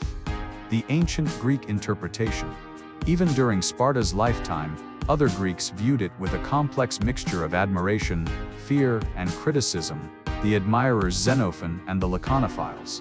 Many aristocratic Greeks, particularly those uncomfortable with democracy, admired Sparta. Xenophon circa 430–354 BCE, the Athenian soldier and historian, wrote Constitution of the Lacedaemonians, praising Spartan institutions. Xenophon had fought alongside Spartans and admired their discipline, training, and social order. He emphasized the Agoge as superior education, producing better citizens. Spartan equality among citizens as preventing the class conflicts plaguing other cities. Spartan simplicity as morally superior to Athenian luxury. The mixed constitution as providing stable government. The Laconizers or Laconophiles, Sparta lovers, included aristocrats in many Greek cities who adopted Spartan fashions, wearing hair long, dressing simply. Praised Spartan values, discipline, courage, contempt for money. Preferred oligarchy to democracy. Saw Sparta as a model of traditional Greek virtue, uncorrupted by commerce and democratic mob rule. The critics Athenian democrats and later philosophers. Democratic Athens produced fierce critics of Sparta. Thucydides, circa 460–400 BCE, while respecting Spartan military prowess, noted, Spartan slowness in decision-making, religious restrictions, cautious kings, need for allied consensus. Spartan harsh treatment of subject peoples. The contradiction between Sparta's claimed defense of freedom and its oppressive Helot system. Aristotle 384–322 BCE offered systematic criticism in his Politics. Aristotle argued that Sparta overemphasized military virtue at the expense of other excellences. Had an inferior constitution because it lacked proper balance. Gave women too much power controlling property, which contributed to social problems. Was governed by poorly designed institutions. The Ephorate was too democratic, the Gerousia too oligarchic. Focused on war but failed to plan for peace. What happens to a warrior society when there are no wars to fight? Plato 408–348 BCE had mixed views in the Republic. Plato used Sparta as one model for his ideal state, particularly the guardian classes' communal life and education, but also criticized Spartan excessive focus on courage alone, neglecting wisdom and moderation. The Spartan system as a timocracy, rule by honor-loving warriors, better than democracy, but inferior to rule by philosopher kings. The Roman appropriation. Romans, as they conquered Greece and absorbed Greek culture, interpreted Sparta through their own values: admiration for discipline and military virtue. Romans saw parallels between Spartan and Roman values: discipline and obedience to authority. Citizen-soldier ideal, at least in the Roman Republic. Contempt for luxury and Eastern decadence. Willingness to sacrifice for the state. Plutarch circa 46–120 CE, the Greek biographer writing under Roman rule, wrote Life of Lycurgus and other Spartan biographies that preserved most of what we know about Spartan customs. Presented Sparta as a morally superior society despite its decline. Emphasized Spartan discipline, courage, and self-sacrifice. Used Sparta as a mirror to critique Roman society's increasing luxury and moral decline. But Romans also recognized differences. Romans valued family life and ancestor worship. Spartan subordination of family to state was alien. Romans were builders and administrators. Sparta's lack of monumental architecture and cultural achievement was seen as deficiency. Romans eventually embraced Greek culture, philosophy, and arts. Sparta's intellectual barrenness was unappealing. Roman writers often used Sparta as a rhetorical example, a touchstone for discussing virtue, discipline, and military excellence, rather than as a model to literally copy. The medieval period. Sparta largely forgotten. During the medieval period in Western Europe, Sparta was largely forgotten. Classical texts preserving knowledge of Sparta: Plutarch, Xenophon, Thucydides were known primarily in the Byzantine East, not Western Europe. When medieval Europeans thought about ancient examples, they focused on Rome, whose empire, law, and Christian adoption made it relevant. Athens for philosophy, particularly Plato and Aristotle. Biblical history and Christian saints. Sparta's militarism and paganism made it less appealing to Christian medieval culture, which at least in theory valued peace, humility, and spiritual over martial virtues. The Renaissance and early modern revival. The Renaissance rediscovered classical texts, bringing Sparta back to European consciousness. The humanists read Plutarch, Xenophon, and other classical sources, encountering Sparta as an example of republican virtue. Sparta had never been a monarchy in the absolute sense. A model of civic discipline and education. A contrast to Renaissance luxury and individualism. Machiavelli 1469–1527, in The Prince and Discourses, discussed Sparta, praised Spartan mixed constitution for its stability. Noted that Sparta's focus on war made it effective militarily but limited its growth. Compared Sparta unfavorably to Rome, which expanded successfully while Sparta remained static. Early modern political thinkers used Sparta as an example in debates about forms of government: monarchy versus aristocracy versus democracy, civic virtue and public service, military organization, education of citizens. The Enlightenment. Sparta as philosophical touchstone. 18th century Enlightenment thinkers had complex, often contradictory views of Sparta. Jean-Jacques Rousseau 1712–1778 admired Sparta in the Discourse on Inequality and other works. Rousseau praised Spartan simplicity and rejection of luxury. Education focused on civic virtue rather than individual advancement. Equality among citizens ignoring the Helots. Subordination of individual to collective good. Rousseau romanticized Sparta as an example of uncorrupted civic virtue, a small, equal community where citizens valued the common good above private interest. But other Enlightenment thinkers criticized Sparta. Montesquieu, 1689-1755, noted, Sparta's system worked only in specific circumstances: small population, Helot labor, militaristic culture. It couldn't be replicated in modern commercial societies. Its extreme subordination of individual to state was totalitarian. Voltaire, 1694-1778, mocked romantic idealization of Sparta. The hypocrisy of praising Spartan equality built on slavery. Sparta's cultural barrenness compared to Athens. The debate about Sparta in Enlightenment thought mirrored larger debates about individual liberty versus civic virtue. Commercial society versus republican simplicity. Modern progress versus classical virtue. The French Revolution. Sparta as revolutionary model. During the French Revolution 1789-1799, Sparta was frequently invoked. Revolutionary rhetoric compared France to ancient republics. Sparta represented virtue, equality, and republican discipline. The revolution would restore ancient virtue corrupted by monarchy and aristocracy. Revolutionary citizens should emulate Spartans' sacrifice for the common good. Jacobins, radical revolutionaries, particularly embraced Spartan imagery, simple dress and manners, rejecting aristocratic luxury. Emphasis on civic virtue and public service. Willingness to sacrifice individual rights for collective security. Revolutionary education to create virtuous citizens. Robespierre invoked Sparta in speeches justifying the terror the state must ruthlessly eliminate enemies for the good of the republic, just as Spartans subordinated everything to the state's survival. But critics noted the irony: revolutionary invocations of Spartan equality coexisted with mass executions and dictatorship. The reality of Sparta, militaristic oligarchy, built on slavery, contradicted revolutionary ideals of liberty, equality, and fraternity. Sparta's rigidity and conservatism were opposite of revolutionary dynamism. The 19th century Sparta in nationalist and military thought. The 19th century saw divergent interpretations: Prussian/German militarism. Prussian military thinkers admired Sparta discipline and obedience to authority. State control of education producing loyal citizens. Military excellence through systematic training. Subordination of individual to state.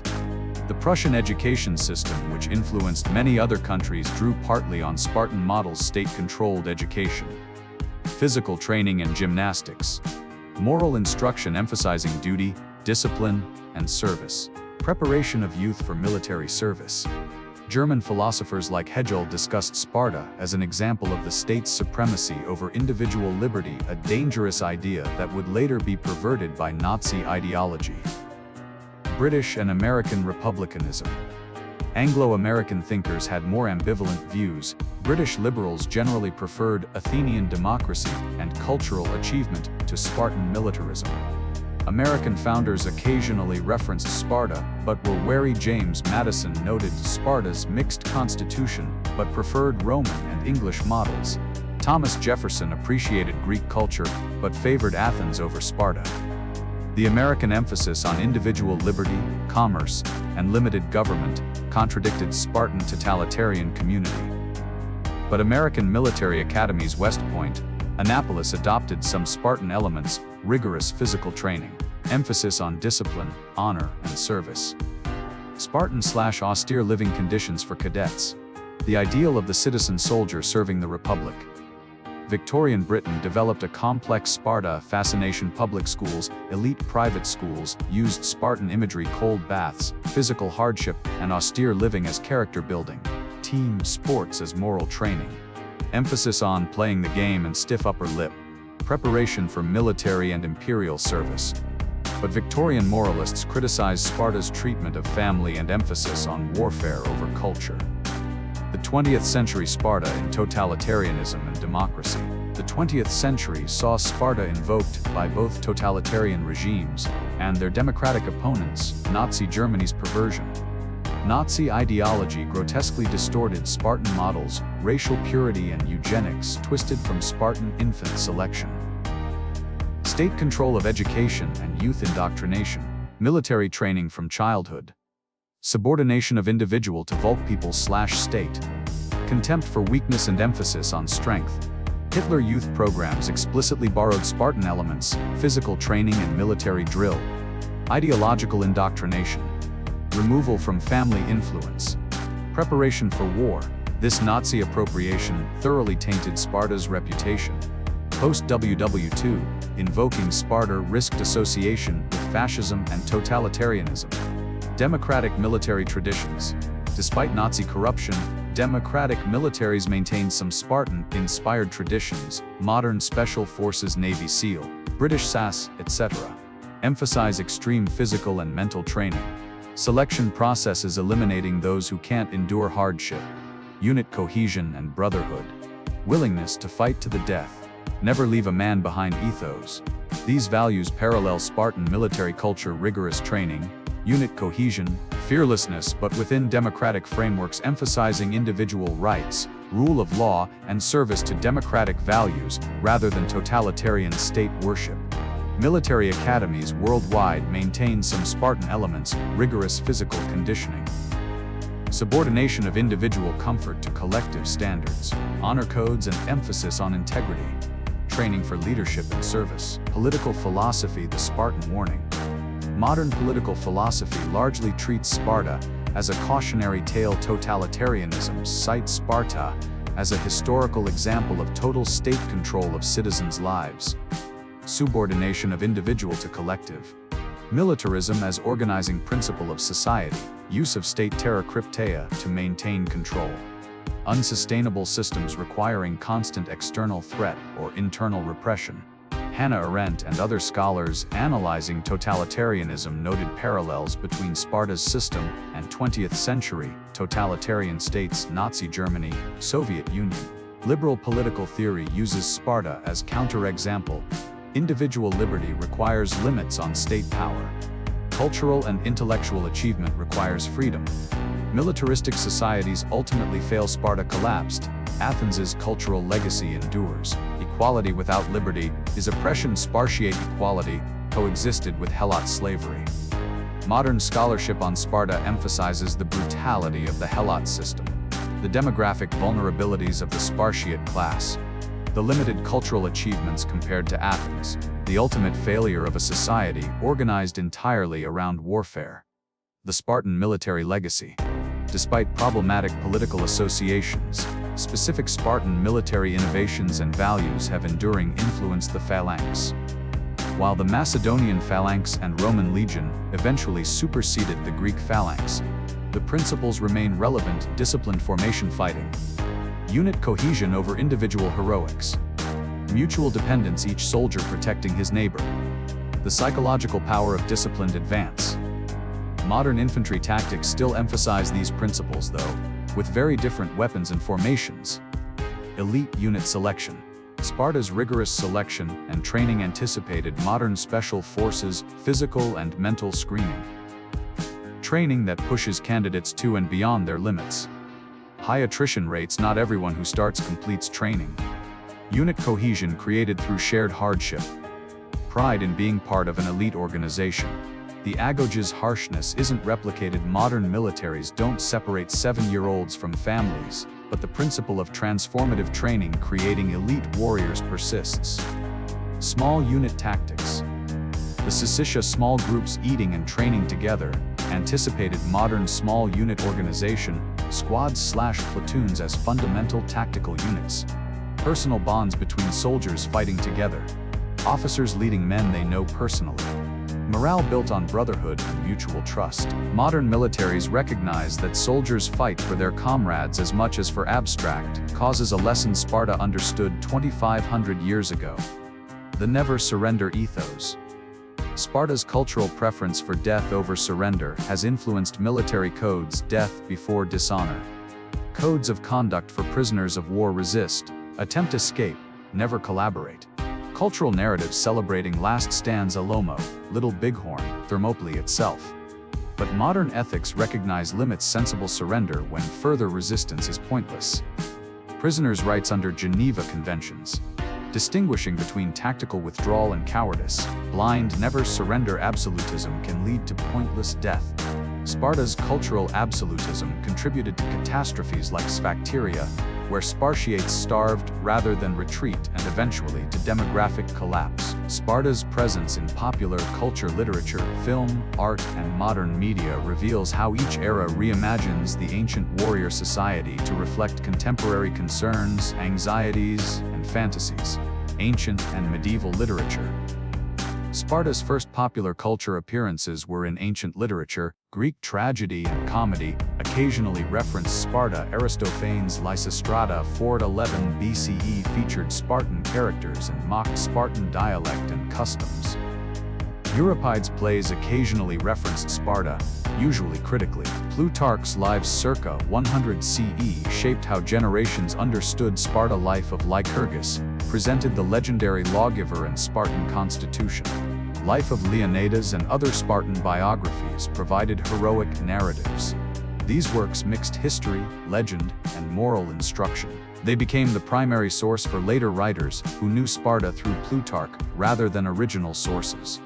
Medieval literature largely ignored Sparta, focusing on Rome, Arthurian legend, and Christian themes. Renaissance and Enlightenment literature. Jacques-Louis David's paintings late 18th century depicted Spartan themes. Leonidas at Thermopylae 1814 showed the Spartan king preparing for battle, muscular, heroic, contemplative. David's neoclassical style influenced how later artists visualized ancient warriors. Poetry and drama occasionally used Spartan settings or characters to explore themes of duty, sacrifice, and civic virtue. 19th century Romanticism. Victorian era produced numerous works featuring Sparta. Historical novels set in ancient Greece often included Spartan characters or settings, though usually Athens received more attention. The Victorians preferred Athenian culture and democracy. Children's literature presented simplified, heroic versions of Thermopylae and other Spartan stories as moral instruction, tales of duty, courage, and sacrifice. Emphasis on discipline and service. Simplified narratives stripping away historical complexity. These Victorian adaptations shaped popular understanding of Sparta for generations. 20th century film and comics.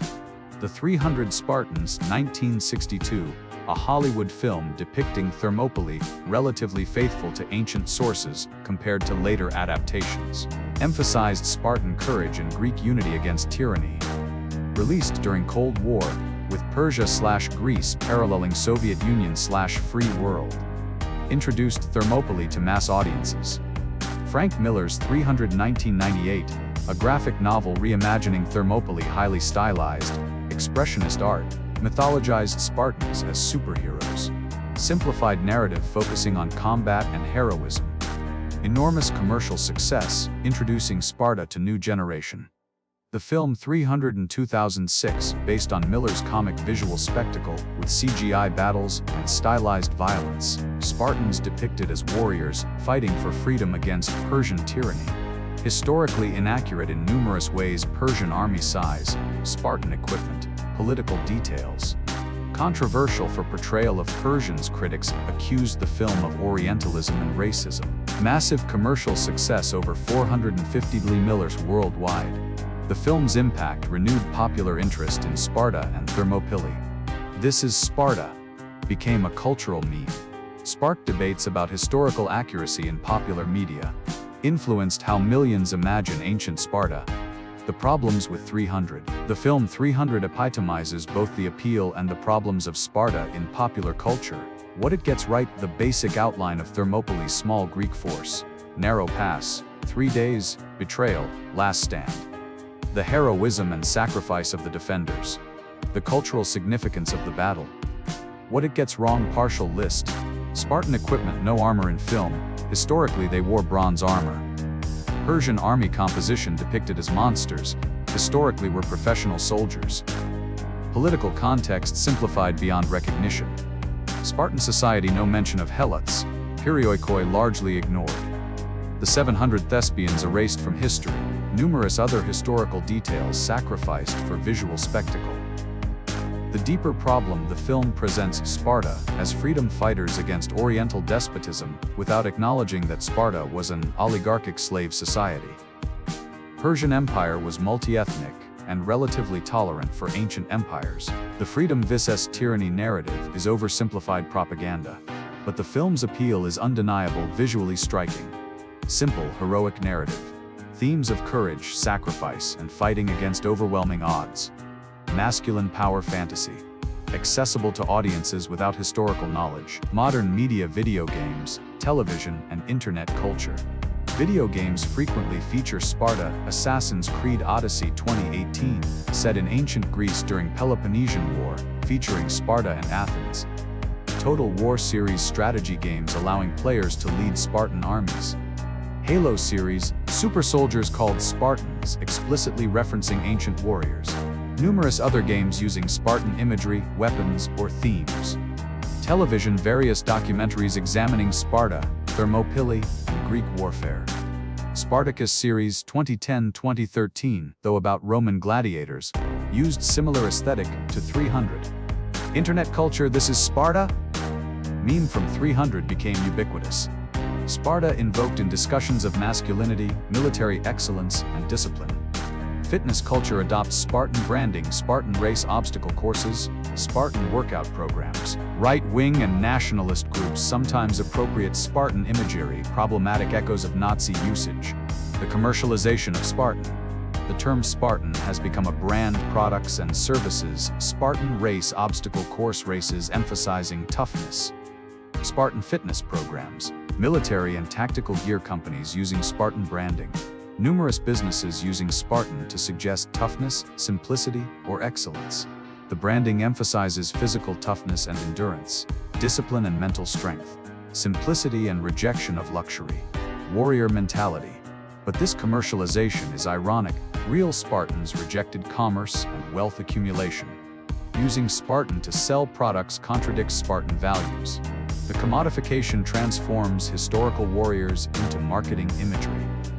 Academic vs popular understanding. A significant gap exists between scholarly understanding of Sparta and popular culture portrayals. Scholars emphasize the Helot system's brutality. Spartan cultural limitations. The demographic crisis and eventual collapse. The complexity and contradictions of Spartan society. The difference between Spartan propaganda and reality.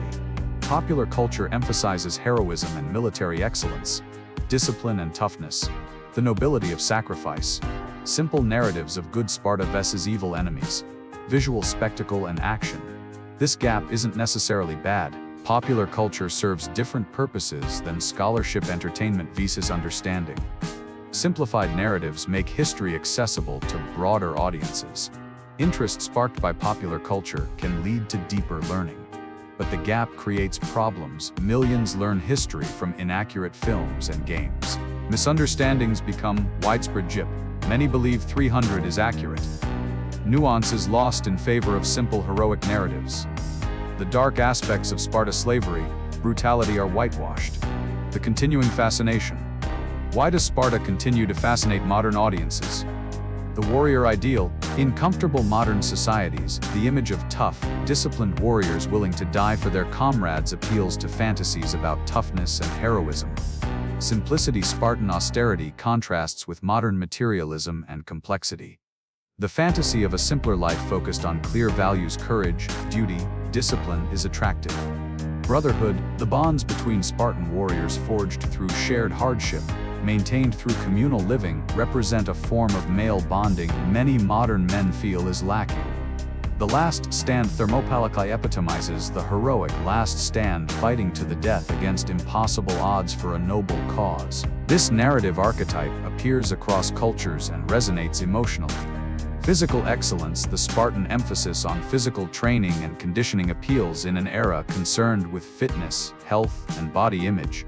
But the fascination also reveals anxieties about modern society's perceived softness or decadence, about loss of traditional masculinity, about individualism versus community, about meaning and purpose in life. Sparta serves as a mirror. Each era sees in Sparta what it wants or fears to see. reshaping the ancient warriors to reflect contemporary concerns. As we approach the conclusion of our journey through Spartan history and legacy, we must ask, what does Sparta teach us? What lessons, positive and negative, can we draw from a warrior society that flourished 2,500 years ago? The answers are complex, sometimes contradictory, and require honest engagement with both Sparta's achievements and its profound moral failings. Lesson 1: Discipline and training produce excellence. The positive Sparta demonstrated that systematic training and discipline can produce extraordinary results. The Agoge, for all its harshness, created soldiers of unmatched skill. The principle that excellence requires dedicated practice, that shortcuts don't exist to mastery, and that groups training together develop exceptional cohesion remains valid. Modern applications, elite military units use similar training principles, modified for modern ethics. Athletic training follows similar patterns, systematic practice, pushing limits, building on fundamentals. Skill development in any field requires disciplined practice over time. But the caution: the Agoge's effectiveness came at enormous cost: childhood trauma from separation and harsh treatment, limited intellectual development, brutalization of young people, creation of soldiers who could do little else but fight. Excellence in one domain, warfare, came at the cost of development in others: arts, philosophy, family life. The lesson: discipline and training produce results, but we must ask, what are we training for? At what cost? What are we sacrificing for specialized excellence? Lesson 2: Social cohesion is a resource. Sparta's power came partly from extraordinary social cohesion among citizens. The Siscia, Agoge, and communal lifestyle created bonds between Spartans that made them formidable in battle. They fought for comrades they'd known since age 7, trusted absolutely, and considered closer than family. This cohesion enabled military coordination other cities couldn't match. Willingness to sacrifice for the group. Long-term political stability: the constitution lasted 600+ years. Modern relevance: military units still emphasize building cohesion through shared hardship. Communities with high social capital trust, cooperation, shared norms function better. Organizations with strong cultures outperform those with purely transactional relationships. But the dark side: Spartan cohesion was built on exclusion. Helots, perioikoi, outsiders. Conformity was enforced through social pressure and violence. Individual liberty was sacrificed for group cohesion. The system couldn't incorporate new members or adapt to diversity. The lesson: social cohesion is valuable, but cohesion that requires rigid conformity, excludes outsiders, and suppresses individual expression becomes totalitarian. Lesson 3: Courage and sacrifice are noble, but require purpose. Spartan warriors demonstrated extraordinary courage, standing at Thermopylae, fighting to the death rather than retreating, enduring hardship without complaint. These virtues are genuinely admirable: courage in the face of danger, willingness to sacrifice for something larger than oneself, endurance through hardship, loyalty to comrades. But courage requires moral context. Courage in service of unjust causes is wasted or even harmful. Spartan courage defended Greek freedom at Thermopylae, genuinely noble, but Spartan courage also maintained the Helot system, defending an unjust institution. Modern applications: military personnel show courage and sacrifice worthy of honor. First responders, medical workers, and others demonstrate similar virtues. But we must ask, what are we sacrificing for? Is the cause worthy of the sacrifice? The lesson: courage and sacrifice are virtues, but they must be directed toward worthy ends. Courage in service of injustice is not true virtue. Lesson 4: Militarism has costs. Sparta organized its entire society around military excellence. This produced the best army in Greece, but at profound costs. What Sparta gained: military dominance for over 200 years. Reputation and influence far beyond its size. Security against external threats. What Sparta lost: cultural achievement, no Spartan equivalent to Sophocles, Plato, or Phidias. Economic development, commerce neglected. Demographic vitality, population declined. Flexibility and adaptability, rigid system couldn't change with circumstances. Ultimately, its power and independence: defeat, decline, absorption into Rome. The comparison: Athens, Sparta's rival, invested in culture, commerce, democracy, and intellectual achievement alongside military capacity. Athens lost the Peloponnesian War but produced philosophy, theater, architecture, and ideas that shaped Western civilization for millennia. Sparta won the war but lost to history. Which society's legacy is greater? Modern relevance societies must balance security needs with other values: freedom, prosperity, culture. Over-militarization diverts resources from productive investment. Military power without economic/cultural strength is ultimately unsustainable. The most enduring legacies are often cultural rather than military. The lesson: military strength is necessary for security, but organizing society entirely around warfare creates an unbalanced, ultimately fragile system. The sword alone cannot sustain civilization. Lesson 5. Slavery and injustice undermine even great achievements. Sparta's greatest moral failing was the Helot system. This fundamental injustice undermines admiration for Spartan achievements. We cannot separate Spartan military excellence from Helot slavery. The warrior class existed because Helots grew the food. The Agoge existed because Spartiates didn't need to work. The entire system rested on brutal subjugation of an enslaved population. The Helot system was morally indefensible, created constant internal threat, requiring enormous resources for repression, made Sparta vulnerable to demographic and economic shocks, ultimately contributed to Sparta's collapse. Loss of Messenia destroyed the economic foundation. Modern parallels: Confederate States of America. Military valor of Confederate soldiers doesn't redeem the cause defending slavery. Nazi Germany: discipline and technical excellence don't compensate for genocidal evil. Any society built on systematic oppression is fundamentally flawed regardless of achievements in other domains. The lesson: martial virtue, discipline, and courage cannot redeem a society built on fundamental injustice. We must evaluate historical societies in their totality, acknowledging both achievements and moral failings. Admiration for specific traits: Spartan courage shouldn't blind us to systematic evil. Helot slavery. Lesson 6. Rigid systems cannot adapt. Sparta's system was remarkably stable, the same basic constitution for 600+ years.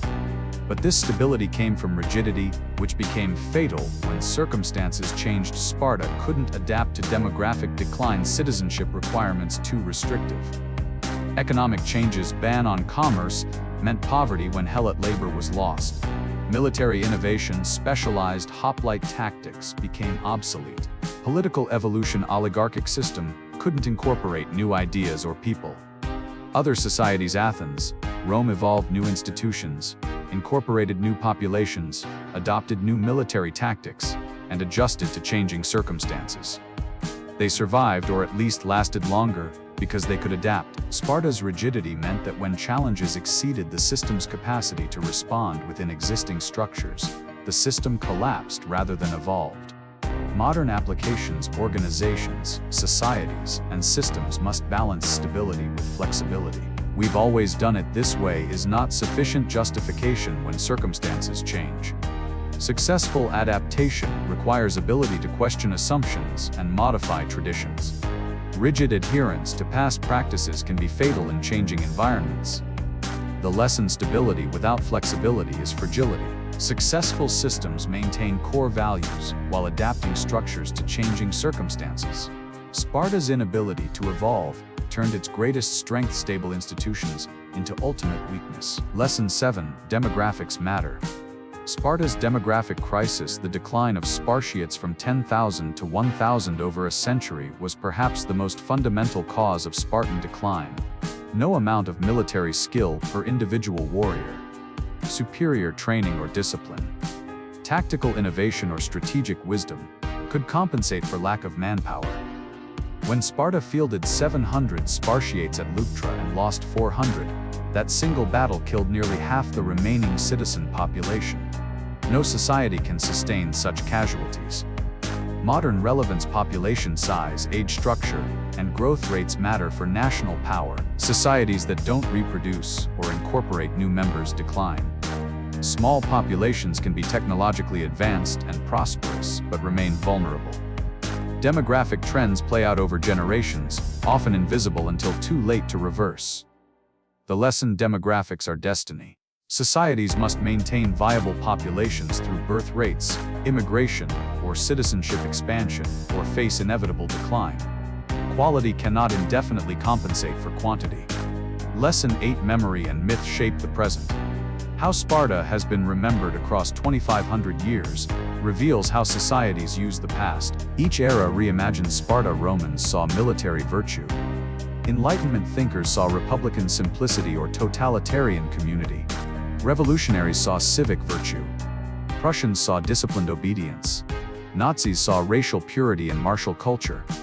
Modern filmmakers see heroic action and masculine ideals. These interpretations often say more about the interpreters than about historical Sparta. We project our desires, anxieties, and values onto the ancient past. The danger: when we use the past to justify present policies or values, we risk distorting history and drawing wrong lessons. The opportunity: studying how different eras interpreted Sparta helps us understand both Sparta and the interpreters. The lesson: we must approach history critically, distinguishing between what actually happened and how it's been remembered. Our interpretations reveal our own values as much as historical truth. Historical examples, Sparta or others, shouldn't be simplistically applied to modern circumstances, but thoughtfully examined for insights. The final lesson: the complexity of human achievement. The most important lesson from Sparta is that human societies are complex, achieving greatness in some domains while failing profoundly in others. Sparta produced warriors of extraordinary courage and discipline. A stable political system lasting centuries. The heroic stand at Thermopylae. A unique social experiment in total commitment to military excellence. Sparta also created a brutal system of slavery, terrorizing an entire conquered people, a society that produced virtually no art, philosophy, or literature. A demographic time bomb leading to collapse. A rigid system unable to adapt to change. We must hold both truths simultaneously: admire Spartan courage without excusing Helot slavery. Recognize military excellence while acknowledging cultural barrenness. Appreciate what Sparta achieved while understanding what it cost. Learn positive lessons: discipline, cohesion, sacrifice, while avoiding negative ones: militarism, rigidity, injustice. This complexity applies to all historical societies and to our own. No civilization is purely good or evil, purely successful or failed. All combine achievement and failure, virtue and vice, wisdom and folly. The lesson: approach history with nuance. Resist simplification into heroes and villains. Learn from both the achievements and failures of past societies. And recognize that our own society will someday be judged with similar complexity by future generations. And so we come to the end of our long journey through Spartan history. From the Agoge that forged warriors from childhood, through the glory of Thermopylae and dominance of Greece, to the catastrophic defeat at Leuctra and slow decline into irrelevance. We have explored a society unlike any other, a warrior culture so total, so committed to military excellence, that every aspect of life served martial purposes. We have witnessed extraordinary achievements, courage that inspired generations, discipline that created unmatched soldiers, sacrifice that saved Greek freedom from Persian conquest. We have also confronted profound darkness, children torn from mothers and subjected to brutal training, an entire people enslaved and terrorized to support a warrior elite, a society so rigid it couldn't adapt when circumstances changed, and a system that ultimately destroyed itself through internal contradictions. What have we learned? We have learned that human beings can achieve extraordinary things through dedication and discipline. The Spartan warriors who held Thermopylae demonstrated that training, courage, and commitment can overcome seemingly impossible odds. This is inspiring and worthy of admiration. We have learned that social cohesion, shared sacrifice, and loyalty to comrades create bonds that give life meaning and enable remarkable collective achievements. The Brotherhood of Spartan warriors, forged through shared hardship, produced a fighting force unmatched in its time.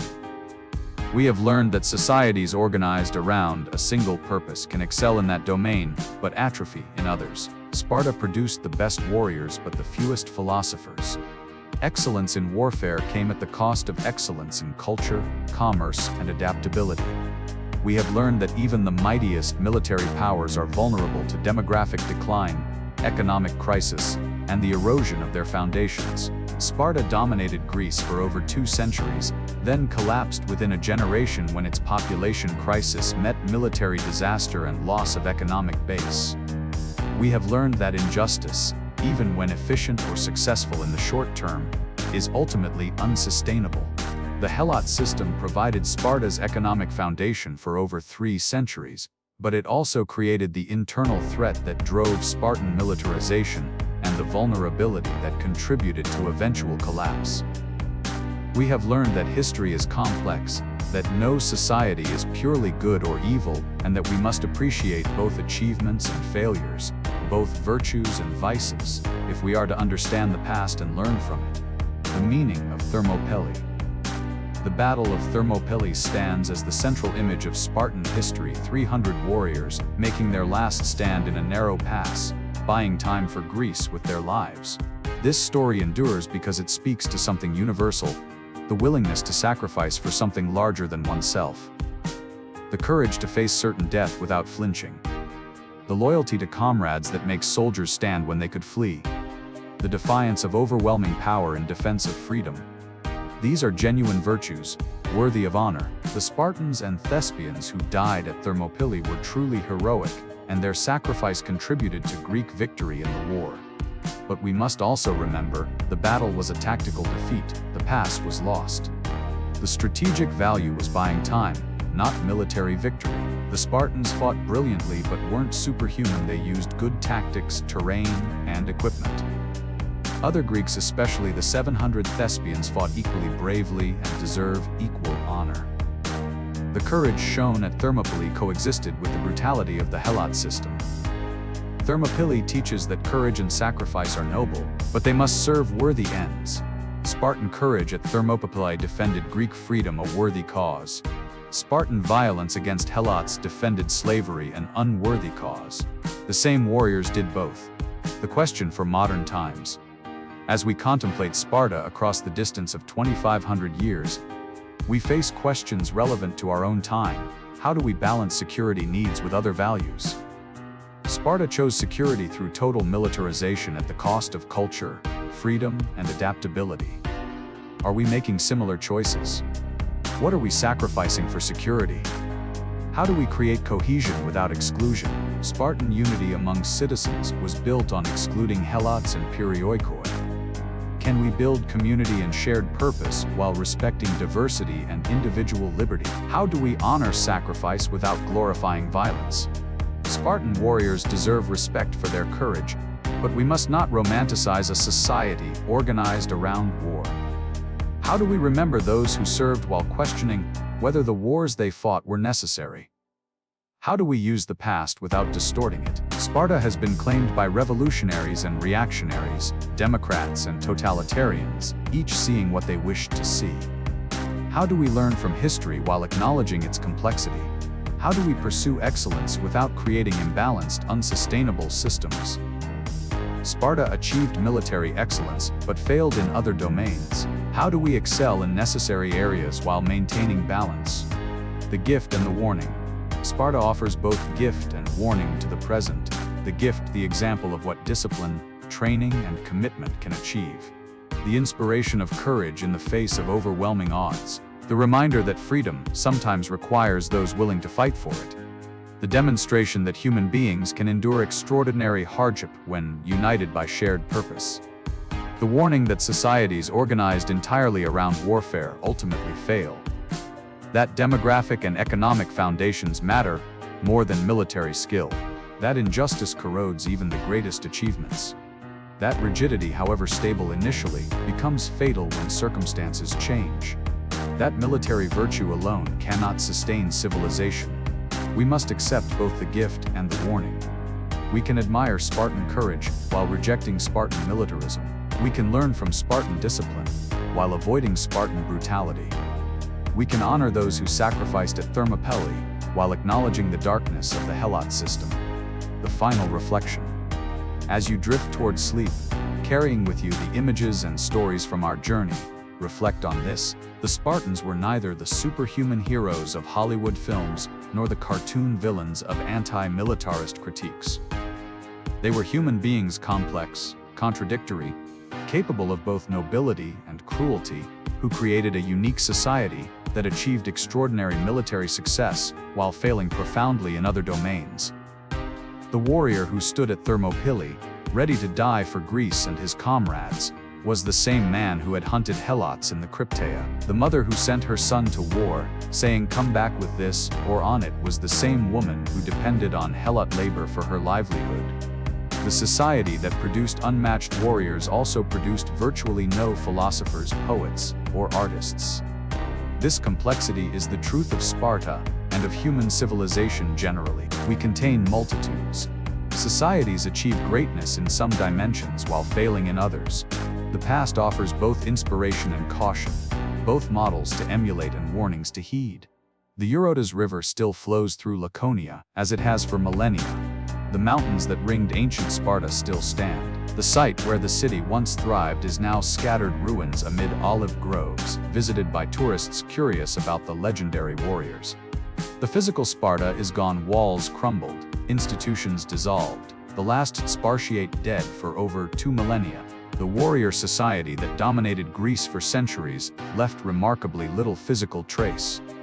But the memory endures in the word Spartan, meaning austere and disciplined, in military traditions citing Spartan examples, in the story of Thermopylae retold across centuries, in debates about courage and sacrifice, freedom and discipline, militarism and culture. We remember Sparta not because its system should be replicated, it shouldn't, but because it represents something significant about human possibility and limitation, what we can achieve through total commitment, and what we lose when we organize society around a single purpose to the exclusion of all else. Sleep peacefully, knowing that courage and sacrifice are noble virtues, worthy of honor. Discipline and training can achieve extraordinary results. But these virtues must serve worthy ends, pursued within just systems, balanced against other human needs. The past teaches us about both our potential and our pitfalls. Every civilization, including our own, will someday be history judged by future generations for its achievements and its failures, its virtues and its vices. Tomorrow, the ruins of ancient Sparta remain silent beneath Greek skies. The warrior society is gone, transformed into memory and myth. But the questions Sparta raises about discipline and freedom, courage and justice, military excellence and cultural achievement, social cohesion and individual liberty, remain with us still. The Spartans lived and died by the sword, creating a society unlike any before or since. Their story of rise through military excellence, dominance through discipline, and decline through demographic crisis and systemic rigidity offers lessons both inspiring and cautionary for all human societies, navigating the eternal tensions between security and freedom, tradition and adaptation, excellence in one domain and balance across all.